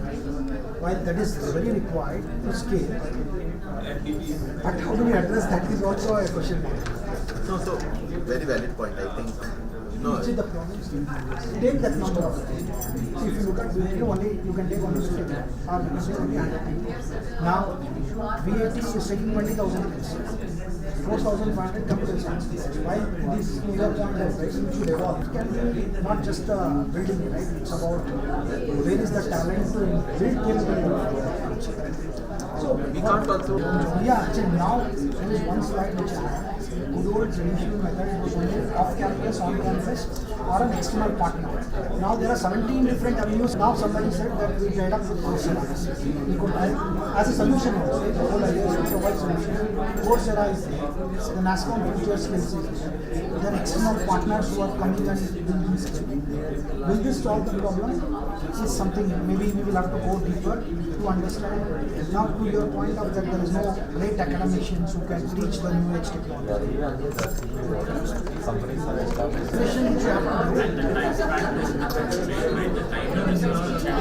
Also there.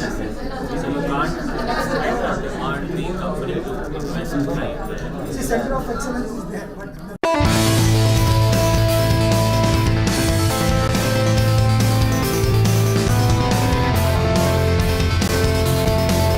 I think these kind of interactions are important. Reason being, when you have academia and corporate under one roof, a lot of things which are discussed should be discussed, which we usually sideline, right? They're always discussed in small discussions in meeting rooms, in offices, in college meeting rooms. But when you come face to face, right, you hear out each other. What are the challenges other parties facing? And then you come to a conclusive, not a solution, but an approach. This will not give you a solution, but it will give you an approach how you should be looking at things. So that is how I think this is a very important platform, and it should have a decent frequency, I feel, right? Once in 6 months, I think that is a decent one. To stay informed about the startup ecosystem, subscribe to My Startup TV.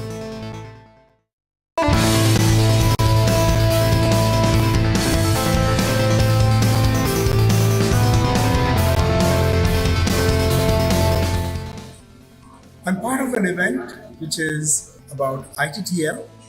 What is different about this particular ITTL event is that this is truly for talent. I've been to a lot of HR events and shows and symposiums and conferences. What is different is you have people who represent different facets of talent. And when they all come together and blend, you really want to be in every session because you're going to learn something more. This is simply amazing. I'm so fortunate to be here. I came in the morning at 10. I just don't want to leave. Amazing. Oh, so we are looking at what AI can be doing to education and particularly educational institutions and how it can improve employability in the country.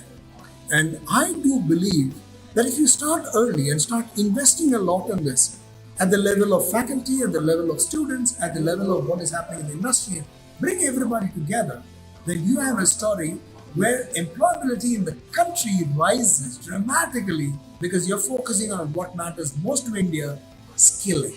I also had the pleasure of talking to you about The Heart of Work, which is a book that I have written. It's a compilation of about 70 plus stories. Stories about what happens, several incidents which have inspired the journey of my life, where I have learned, where I've been part of people's journey. But a book which can share with everybody what it is to apply that little bit which is between the third and the seventh rib on your left, your heart. And that is all about the heart of work and the art of work. Do buy a copy, share it with your friends. Every single paise that I receive goes to charity. And that will be your contribution. Thank you. To stay informed about the startup ecosystem, subscribe to My Startup TV.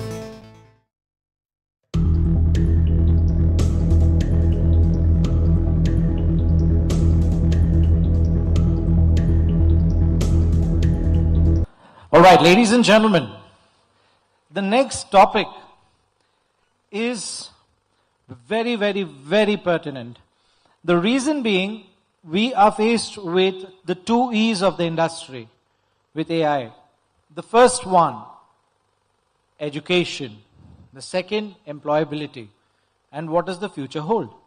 And that is the next conversation that we're going to have on stage. The topic being the future of education and employability in the AI and automation era. Our speaker is a phenomenal person with some amazing experience. He's an author of a bestseller, The Heart of Work. He's a regular blogger, HR power influencer on platforms like LinkedIn and Twitter. He also serves as an advisor on the Economics Times Advisory Board, offering his invaluable insight on matters related to HR. As an immediate past president of the National Human Resource Development Network, the largest body of HR professionals in the country. Nathan has steered the HR professional to new heights. Today, he is a prominent partner at Deloitte, where he brings his wealth of expertise to the forefront with a primary focus on advisory and enterprise development. His journey through Deloitte has been nothing short of exceptional. Previously, he served as the Chief Human Resource Officer of Deloitte South Asia, where he was an integral part of the Indian leadership team. Additionally, he held a prestigious position on the talent executive leadership of Deloitte Asia Pacific, solidifying his influence on a global scale. Please welcome, ladies and gentlemen, Mr. S.V. Nathan, Partner and Chief Talent Officer at Deloitte. Welcome, sir. Honor to have you here. Look forward to this education, employability in the era of AI. Good afternoon, everybody. No, I don't expect all of you to respond to me. I was just testing the mic. Instead of saying mic testing, I'm just saying good afternoon. To start with, I'm going to introduce myself. I'm going to share with you my name. My name is, are you all ready? Okay. Mannargudi Naganatha Subramanya Vaidyanath Iyer. That's my name. Call me Nathan, not Nathan. No, it's nothing with you. I mean, I worked in an American, very large multinational, and people on the other side of the call would call me, "Hello, Nathan." And if his name is James, I would say, "Hi, James." And they would say, no, that is James. I'll say, yeah, Nathan. So nothing against you, my friend. I mean, that happens. Okay.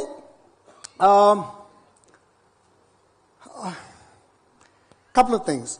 I got 50 slides on a computer. Technology perhaps could not be on my side. So as an audience, you must decide, do I use my slides and put you to sleep, or do I speak and put you to sleep? You decide. Speak. Raise your hand if you say speak. Thank you very much. Sir, you can switch off all of this. This is not needed. I have a huge challenge in front of me. The first challenge is, since morning, you have had outstanding speakers. All of them kept you absolutely glued to what they are saying. Many of them are generals in their subjects. I mean, they are really people who are well experienced. They are outstanding people. Now, after all of these guys, this poor major will have to come and speak to you. Now, I've got to draw all your attention. And so this is what I'm going to do. So, the generals have made some general point soldiers. Now, the major will make some.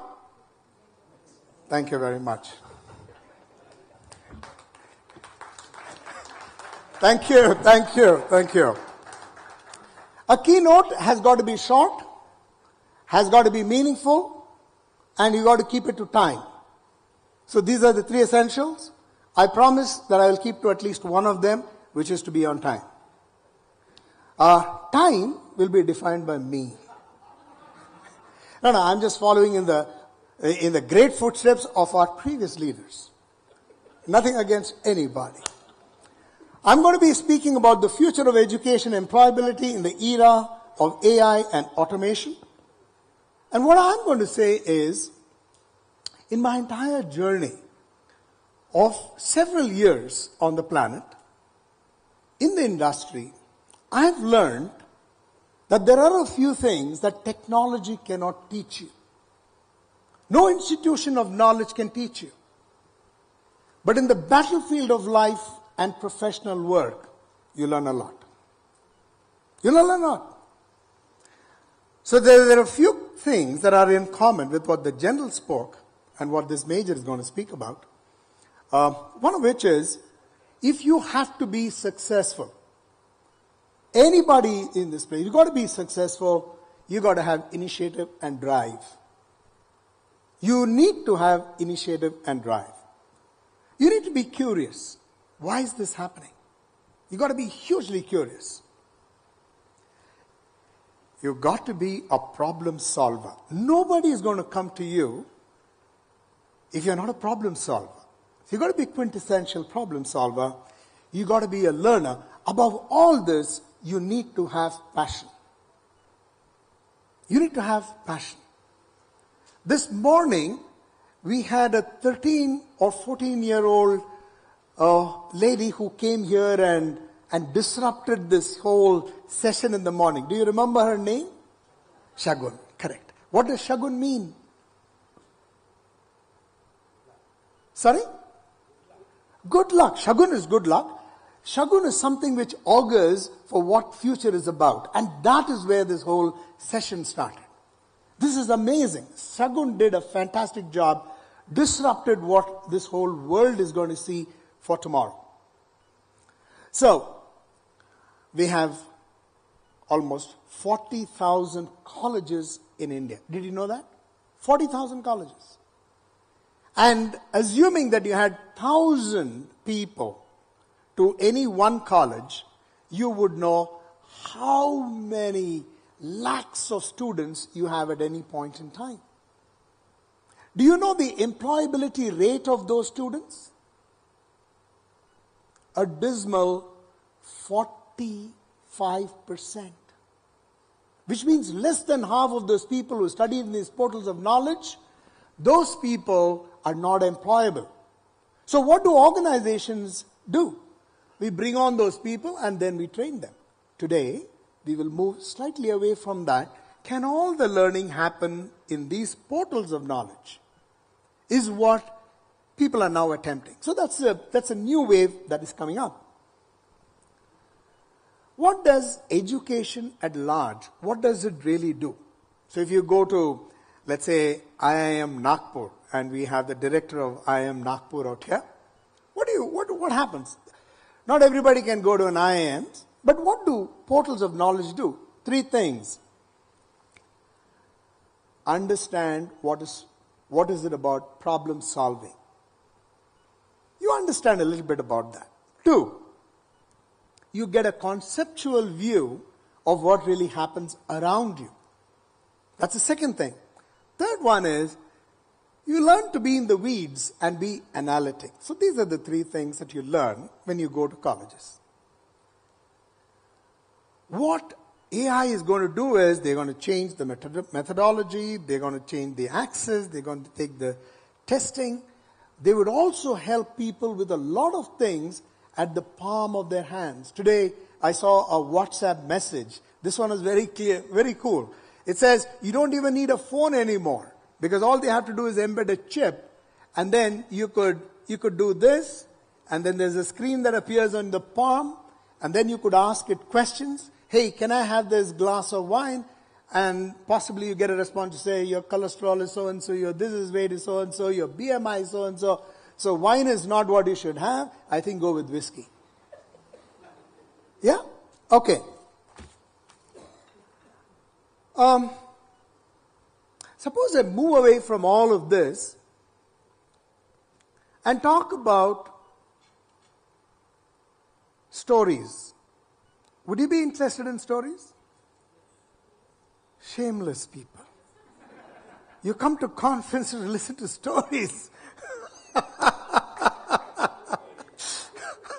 Amazing. So I will tell you a story. Years ago, I went in as a general manager of an Indian organization. I expected people would be coming in from great portals of knowledge. But people that I met were undergrads. People had, sir, if you want to take a call, you want to go outside? Gentlemen, you want to take this call? Thank you. The only gift that you can give me is the gift of your attention. So, I went in there. I expected people to be from IIM Ahmedabad. I expected people from XLRI or IIM Nagpur, sir, was not there in those days. Forgive me. And from the best of St. Stephen's, and you name all the... No, the people that I met, 12th standard, PUC, people who had... But there was glint in those eyes. There were people who had tremendous amount of energy. I was working late, 10 o'clock at night. I was going to shut my room. I came outside. In the far distance, I saw a light, and there was singing. There was a transistor out there, and this guy was singing. So I went up to this gentleman and said, what are you doing? I was almost just 7 days old in that place. I went to that guy, I asked him, what are you doing? He says, sir, I'm making payroll slips. There was a cyclostyling machine. People in this audience would never know about a cyclostyling machine. There are few here who would know this. This is a machine which, instead of doing those Xerox and prints and all that, physically you got to put something and you would make copies. The original is going to the individual, second for the file, third for the finance. I mean, you know how it is. And this person was singing. So I said, what is great about this job? And he says, sir, you don't understand. 1 extra zero to a person's payroll make that person very, very happy. And 1 zero less, this person is very dissatisfied. So I have the power of happiness in my hands. I looked at this guy and I said, amazing. And then I said, can you meet me tomorrow in my office? He says, 11 o'clock. I got to sleep as well. 11 o'clock, he came up. I ushered him into the room. recognized that I was coming in from one of the top MBA colleges in the country, and I was going to speak to somebody. So what is the first thing that I would ask? As a young guy, I didn't know all these stuff. So I asked him, what's your background? He said, sir, I've done my MBA. I said, where from? I expected it'll be from one of these great schools. He said, ABC School of Management. So I said, never heard about this. I said, how will you hear about this? They closed it within a year of my joining. So I said, they closed down that school? Yes. What did you do in your undergrad? What did you do in your BA, BCom? He said, sir, I did BA History. And the way he said BA History was as if he has done this STEM from St. Stephen's. And I looked at him and I said, you did from which college? He named a college, which is not one of those colleges that you would find regular people going to. People who can would get into colleges. People who can't would go into one of these colleges. You have this tiering of colleges. This must be not even tier 3, one below that. But he was very proud of that. So I said, what is your percentage? He said, sir, 36%. And the way he said 36% was as if he was wearing some of those epaulets on his shoulder and feeling very proud of this, and 5 different medals, including Visishta Seva medal. And I looked at him, I said, 36%? And he said, sir, if it had been 34%, they'll have to tolerate me for 1 more year. So they cleared me. And just then the phone rang. I was starting to like this guy. The phone rang. I picked up the phone and I said, hello. He said, I'm Sanjay Bhaduri and I'm calling you from Bombay. For the last almost 6 months, you have not had a HR manager. I need somebody by day after tomorrow, Nathan, no excuses. So I said, I have just the right person for you. I've just the right person for you. Take care of him because he is my best. Put the phone down. Then I looked at this guy and I said, gentlemen, will you go to Bombay as the regional manager of human resources? So he said, of course. Of course. So then, I asked him a few other questions. I said, do you know Hindi? Suddenly it occurred to me, you need to know Hindi. Do you know Hindi? So he said, Tora Tora. Which is, there goes my entire beans of what I thought he could do. He said, sir, you don't need Hindi. I'll manage. Don't worry. Guy doesn't know Hindi. He's going into a job that he has no idea about. And then at the door, he just pauses. He said, sir, you're right about this job, right? So I said, of course. And he said, sir, it is 5 levels senior to the role that I hold. I said, I don't much care. I've already decided. Go. He said, what if somebody objects? I said, look, I am the boss. Don't worry, just go. So off he went. Let's park that for a moment.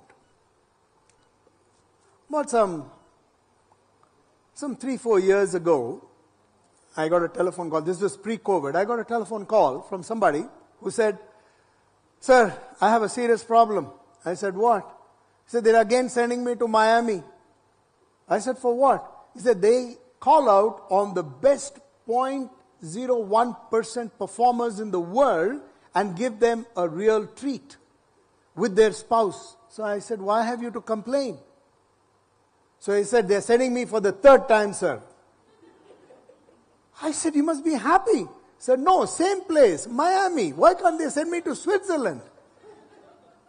So I said, hey, you know what, take it, man. Don't look at gift toss in the mouth. And if you don't want to travel, if they can transfer it to my name, I'll be very happy to represent you. I kept the phone down. My wife was smiling at me, and he says, you seem to be very happy. Now, when wives or spouses ask you, you seem to be very happy, means you do not know the purpose. You're having a grin on your face. And I said, yes. What are you happy about? He says, I'm happy because, I got a call from somebody. He said, what about? So he said, and I explained the entire thing to him. He said, you seem to be very happy. That I understand. He is going to have a jolly out there, but why are you happy about this? I said, I'm very happy about this because many years ago, he happened to be a payroll clerk. Many years ago, He happened to be a payroll clerk. This person, Director of Human Resources for one of the largest multinationals in India, I don't want to reveal his name, city of Bangalore. I will never forget Mahi in my life. He taught me something that day. He taught me what AI cannot teach us. He taught us what confidence is about. And that is something which is most important. Chinmay, one more story? Yes, one more story.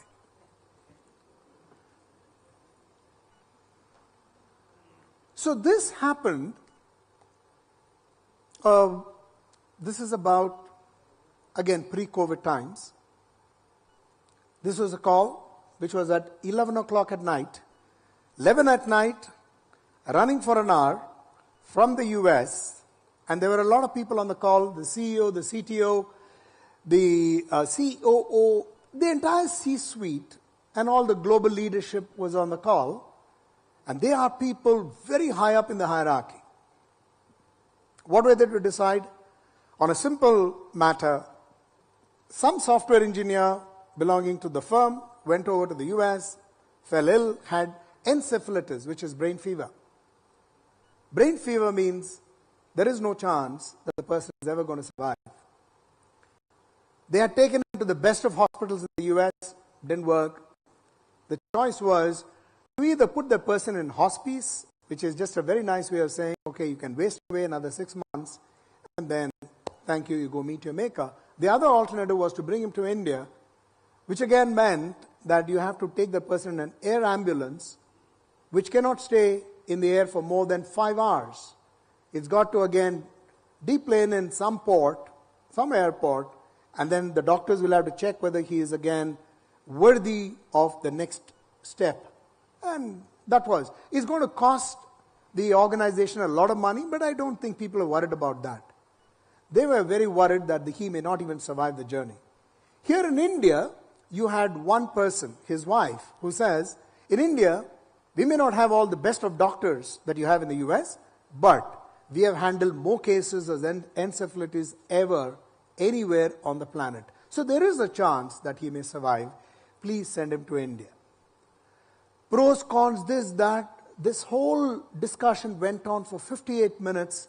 At the end of 58 minutes, the decision was made by the CEO, who pretty much said, ladies and gentlemen on the call, it's very clear this person would have to be sent to a hospice, and that is it. And we just have to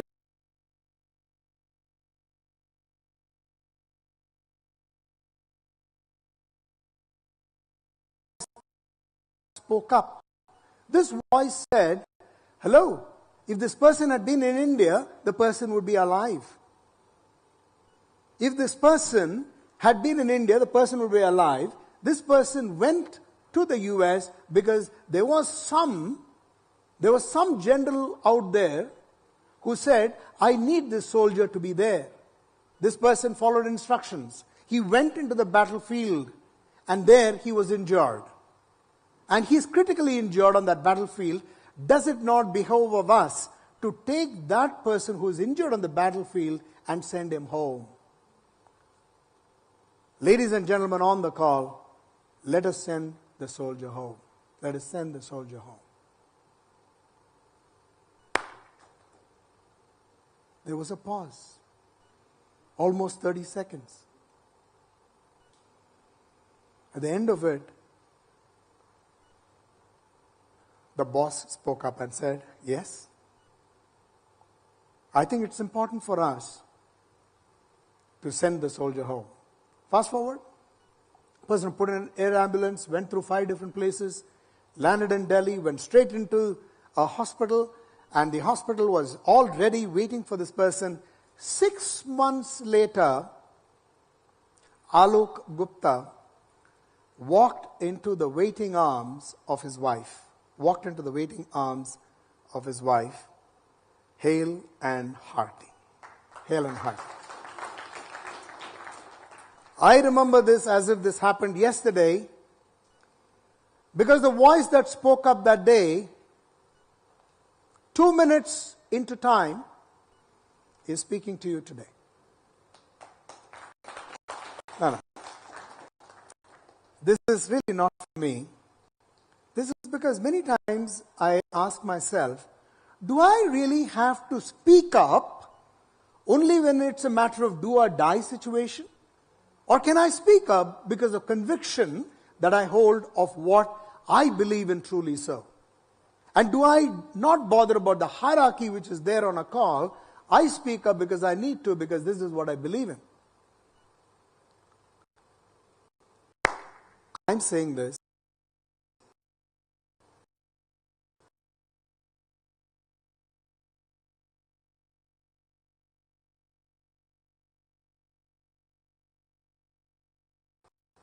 and a whole lot of all that we are going to discuss is not going to teach you this. This has got to be learned again by and from leaders. So in conclusion, I believe that what it takes to change what we have in education is, one, have the right faculty, because they are going to be the leaders, and make sure that they have their own development in place. He who can does, he who cannot teaches is not there anymore. The best and the brightest are there because it's one of the noblest professions in the world. But we've got to help them as well. Number two, make sure that beyond all the case studies that we have had in the past, have proper internships. I heard this morning about what Chitkara does. I think we need to replicate that model and have people in the second years and third years really get into the business side of what they could do as entrepreneurs. And the third one is anything where people can learn to earn, move away, learn and earn is the way to go. And with that, I hope it is a little bit of a fodder for what we have for a fantastic panel coming up. Thank you for your time and attention. To stay informed about the startup ecosystem, subscribe to My Startup TV.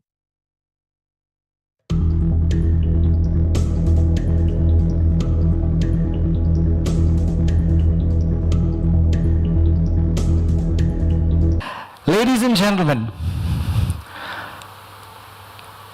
I yet remember, I don't know if you know, Principles of Rocketry. There's a book, George P. Sutton, 700 pages.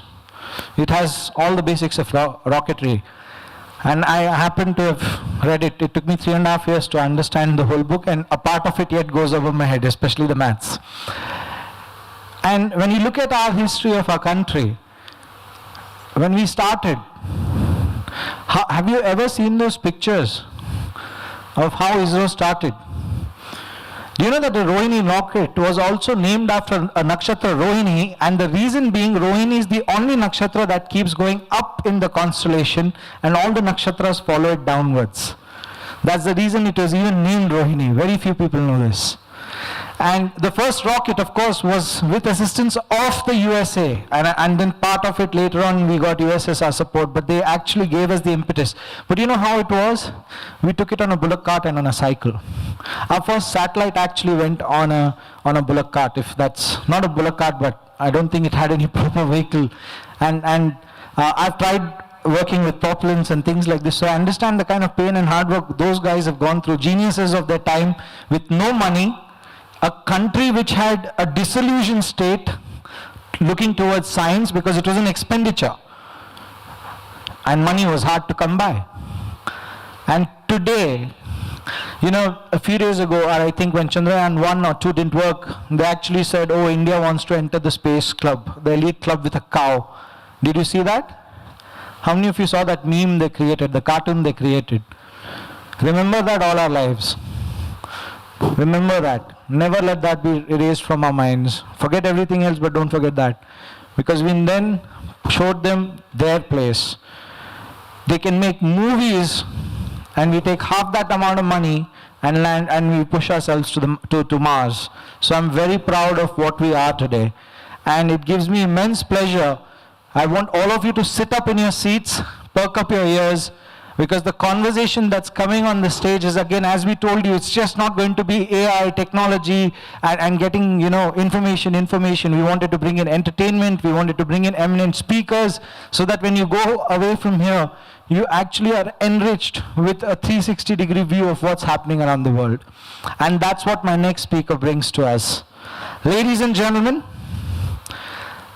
his topic, if I've understood correctly, I didn't get time to have a conversation. Do you know that some of our best, how many of you look at the weather? How do we get it? Radar. Does anybody know the full form?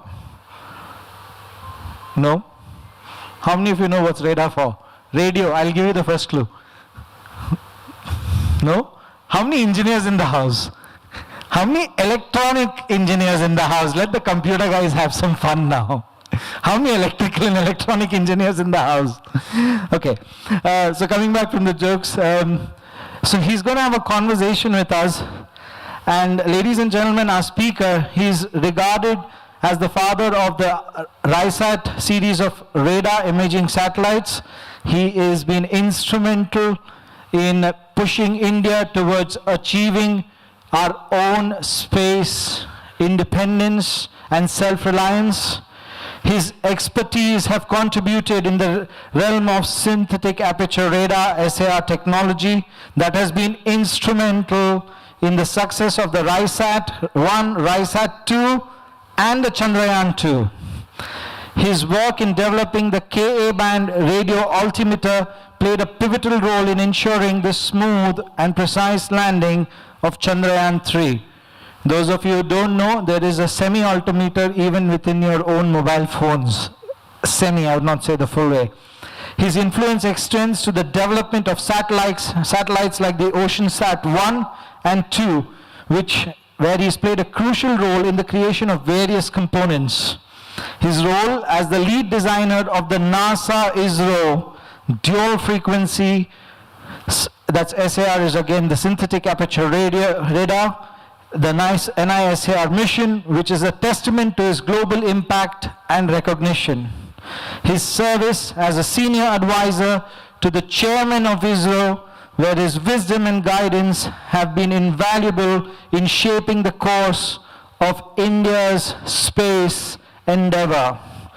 Ladies and gentlemen, I want all of you on your feet.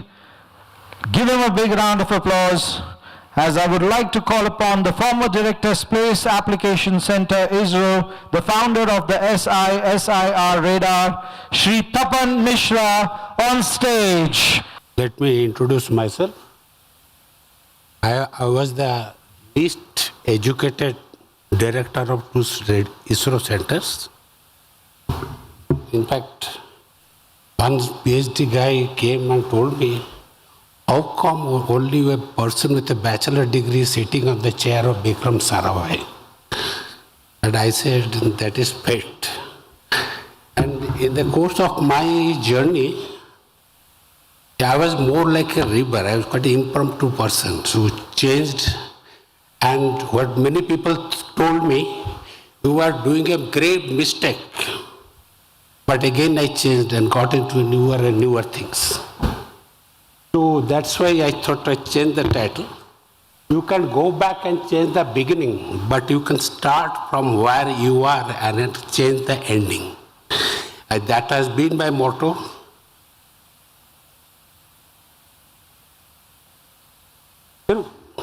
I studied in two Ramakrishna Mission schools.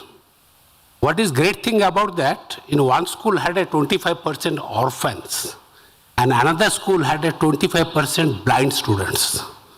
And you have to have one orphan or one blind student as your roommate.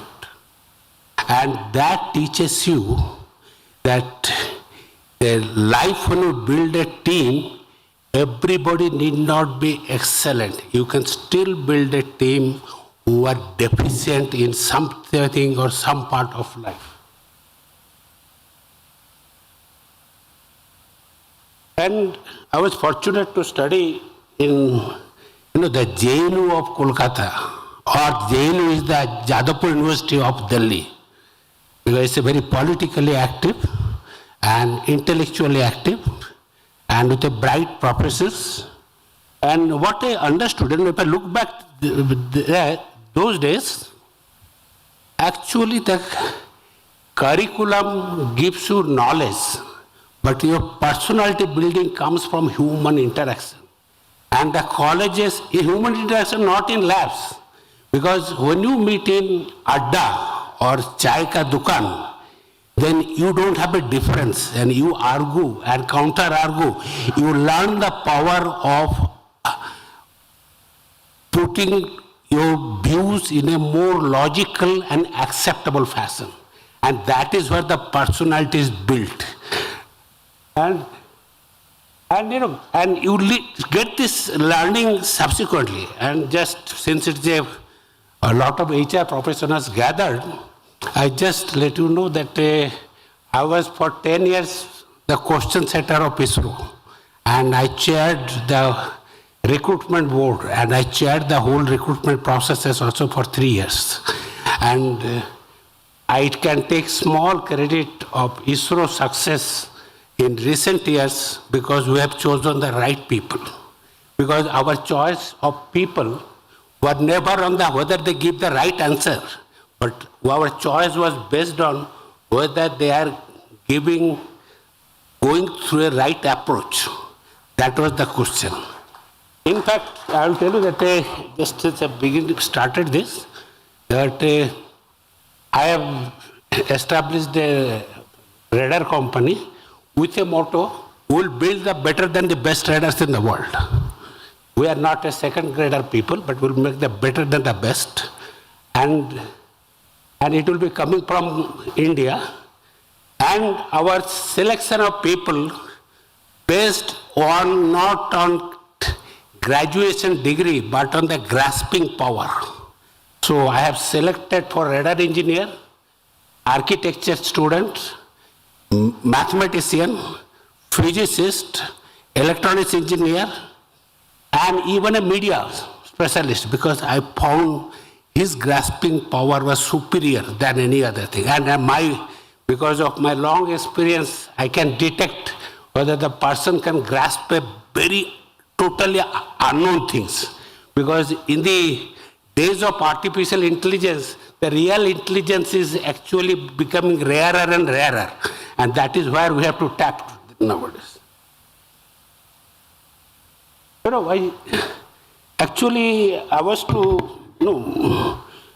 was in Kharagpur IIT. I was actually not a very bad student. I had an All India rank of 82 in IIT. I was in Kharagpur IIT, but I thought to becoming mathematician, so I left it. I came to, then my father said, you will spend your life being a primary school teacher. So he forced me to go to Jadavpur University, and because I stood a joint entrance rank of first, so they get me what branch you want. My father said electronics, so I became electronics engineer. And when I didn't want to join ISRO because it was that time ISRO was not known that much, and it was the lowest paid job of 3 jobs I had. One was Jensen Nicholson to become executive assistant to Arun Nehru. Second was Hindustan Computer Limited, and the lowest salary was a 650 rupees basic of ISRO, engineer SB.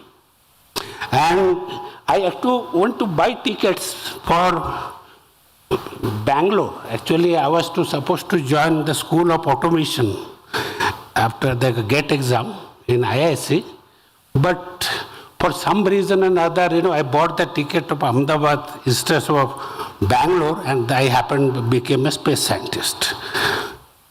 And, that's it. But that time, the ISRO was very snooty, not like today's.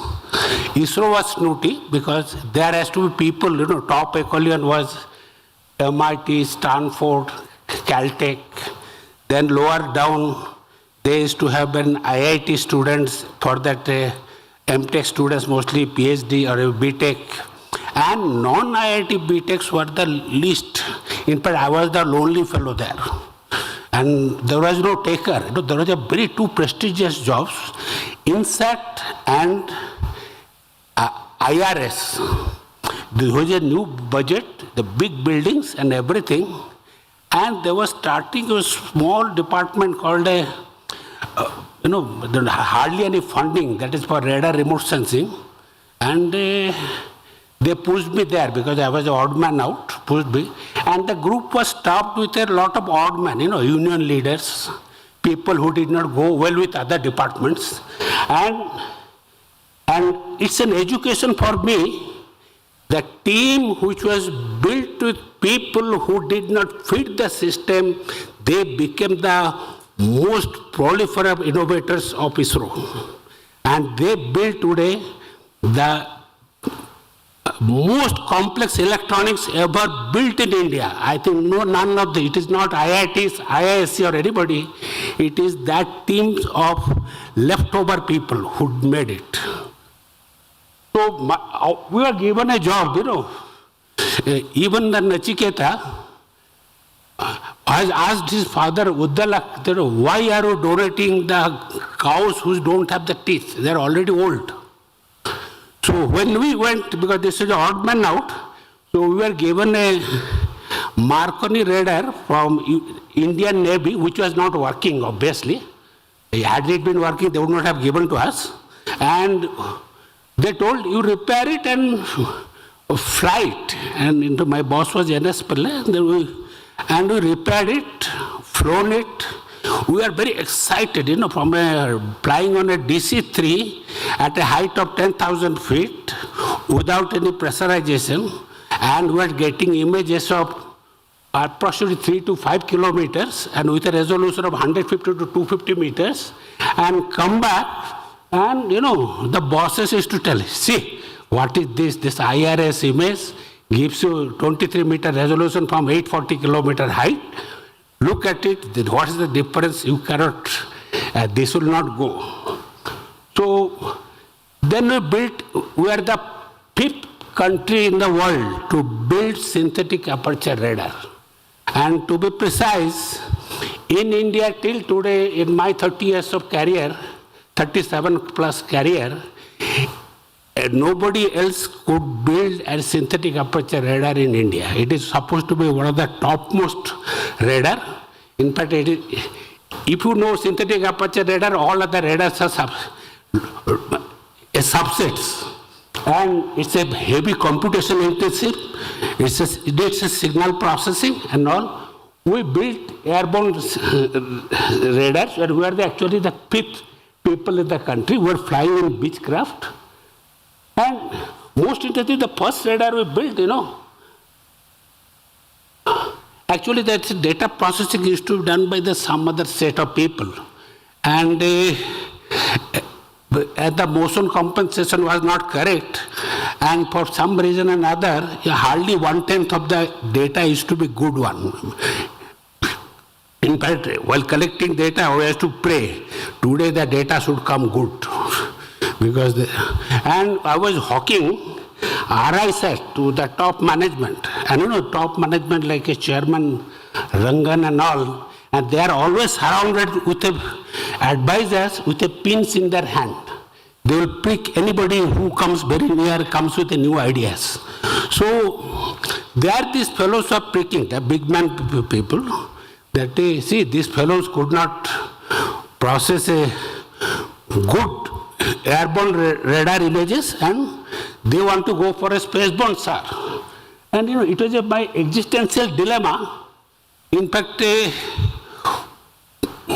finally, I actually, we were not, because we were supposed to be hardware guys, nut, bolt, and all those things, instrument, but not computers. We were not worth the computers. So we had no facilities. And I talked to the CMC general manager in Ahmedabad, Apte Saab. I said, he just brought for demonstration some 8 CPU Xeon machine. I requested him to donate me for a month. Then after a month he came to ask for it. I told him the Kishore Kumar story. Somebody asked payment from Kishore Kumar. Kishore Kumar went to the bathroom, brought out a test tube. the toothpaste tube and pressed it to take out all the paste. Then he asked that fellow, please put it back in the toothpaste. I said, our situation is like that. You gave it to us. I cannot give it to you till my job is. But we developed a new set of motion compensation algorithm.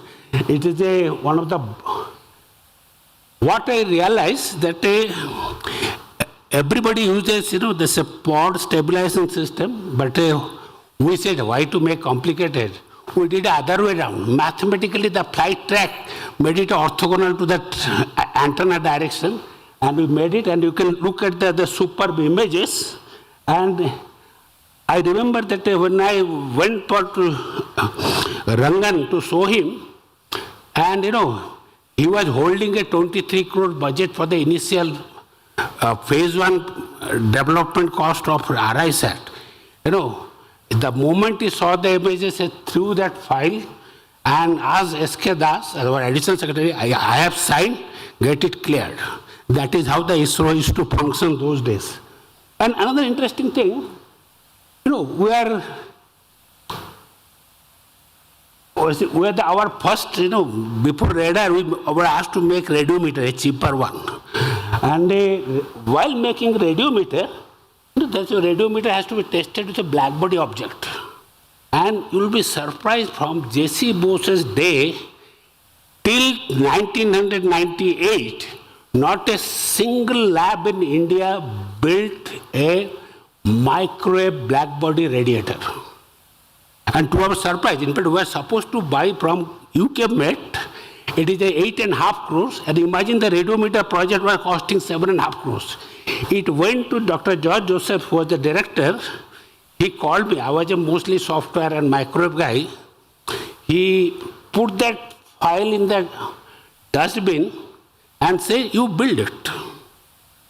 And it's surprising. And later on I learned how to build it, get it productionized, and it was so heavy. And we built India's first black body operating in a microwave. And it is a cryogenic. It was operating up to 78 degree Kelvin, up to the boiling point of nitrogen.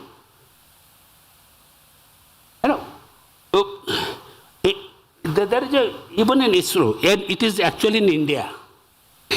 Anything, Americans had not done, then Indians cannot do. That is the general philosophy. We go to buy armament, we can blame DRDO for many things, but say your equipment is not as good as IAI, or this is not as good as Rafale, it is not as good as this one, and it is everywhere.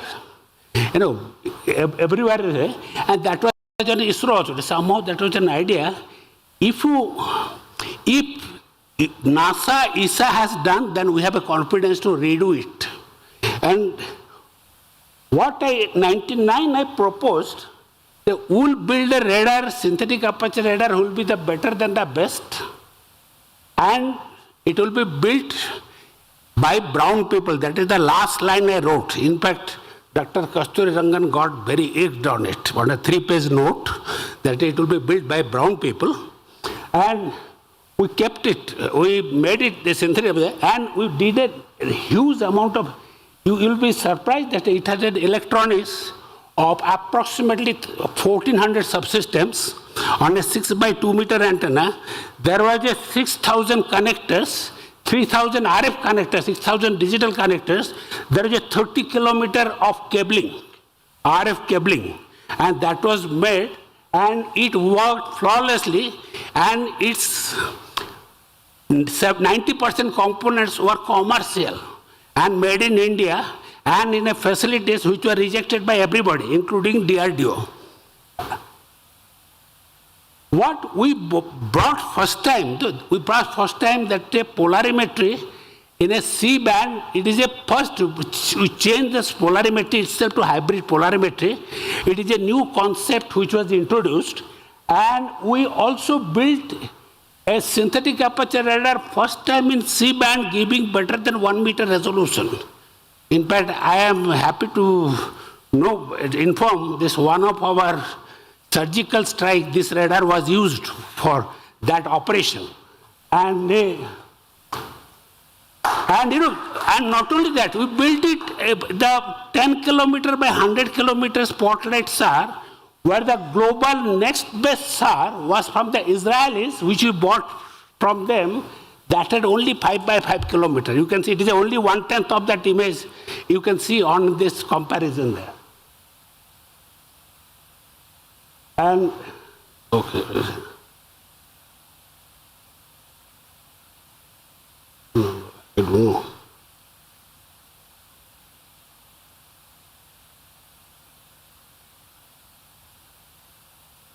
And you can see the type of images it has come. And they say PMs don't meet that actual person who is working, who made it. But at that time, our PM Manmohan Singh asked me to meet him. And to my surprise, compared to all the I was stunned by his intelligence and his knowledge and his the wide spectrum. I was surprised why we are not seeing that personality in public spaces. And he had a phenomenal memory. It has still aged with me, and his knowledge and his grasping ability. And we built also that this next stage of reconnaissance satellites of RISAT-2B series. We have built a 2R in the operation, and they are helping our security friends in a much better way today. They don't have to depend on other countries. And since I cannot show data from India, so I have showed it from Malaysia. You can see the intricate details, though it is put down in a very coarser resolution, but you can see the intricate details. And that's we built the Chandrayaan-2. It's a very interesting story because in Chandrayaan-1, I wanted to make a synthetic aperture radar. In fact, I bid for it on part of our team, and we could not get, because everybody said it has to be a foreign collaboration, and so be it. So it had happened. In Chandrayaan-2, automatically it would have gone to that heritage to be, the space people maintain heritage. So that heritage to be maintained, and the UR Rao was the committee chairman. I was determined to get it. And the NASA proposal was in L-band, and we went, to ward me off. They had one radar was weighing 11.5 kg. So UR Rao asked me, you make it two polarized, two frequency. I said, yes, L and S. Okay. Then he said, it should be fully polarized. I said, the hardware will end up in 4 times. He said, yes, you have to make it 4 times. Then he, after thought, he said, you make it in 15 kg. I also said, yes. And he had no other way to go. He agreed for this. And I came back, I was almost leased by my colleagues, 2 synthetic apertures for Chandrayaan mission. We built it. And the last radar we built at a 950 kg mass and a 16.5 kg. And surprise of surprise, our colleagues, my colleagues, they rose to the occasion, built one of the most miniature synthetic aperture radar, and it is still operating. You can go to ISRO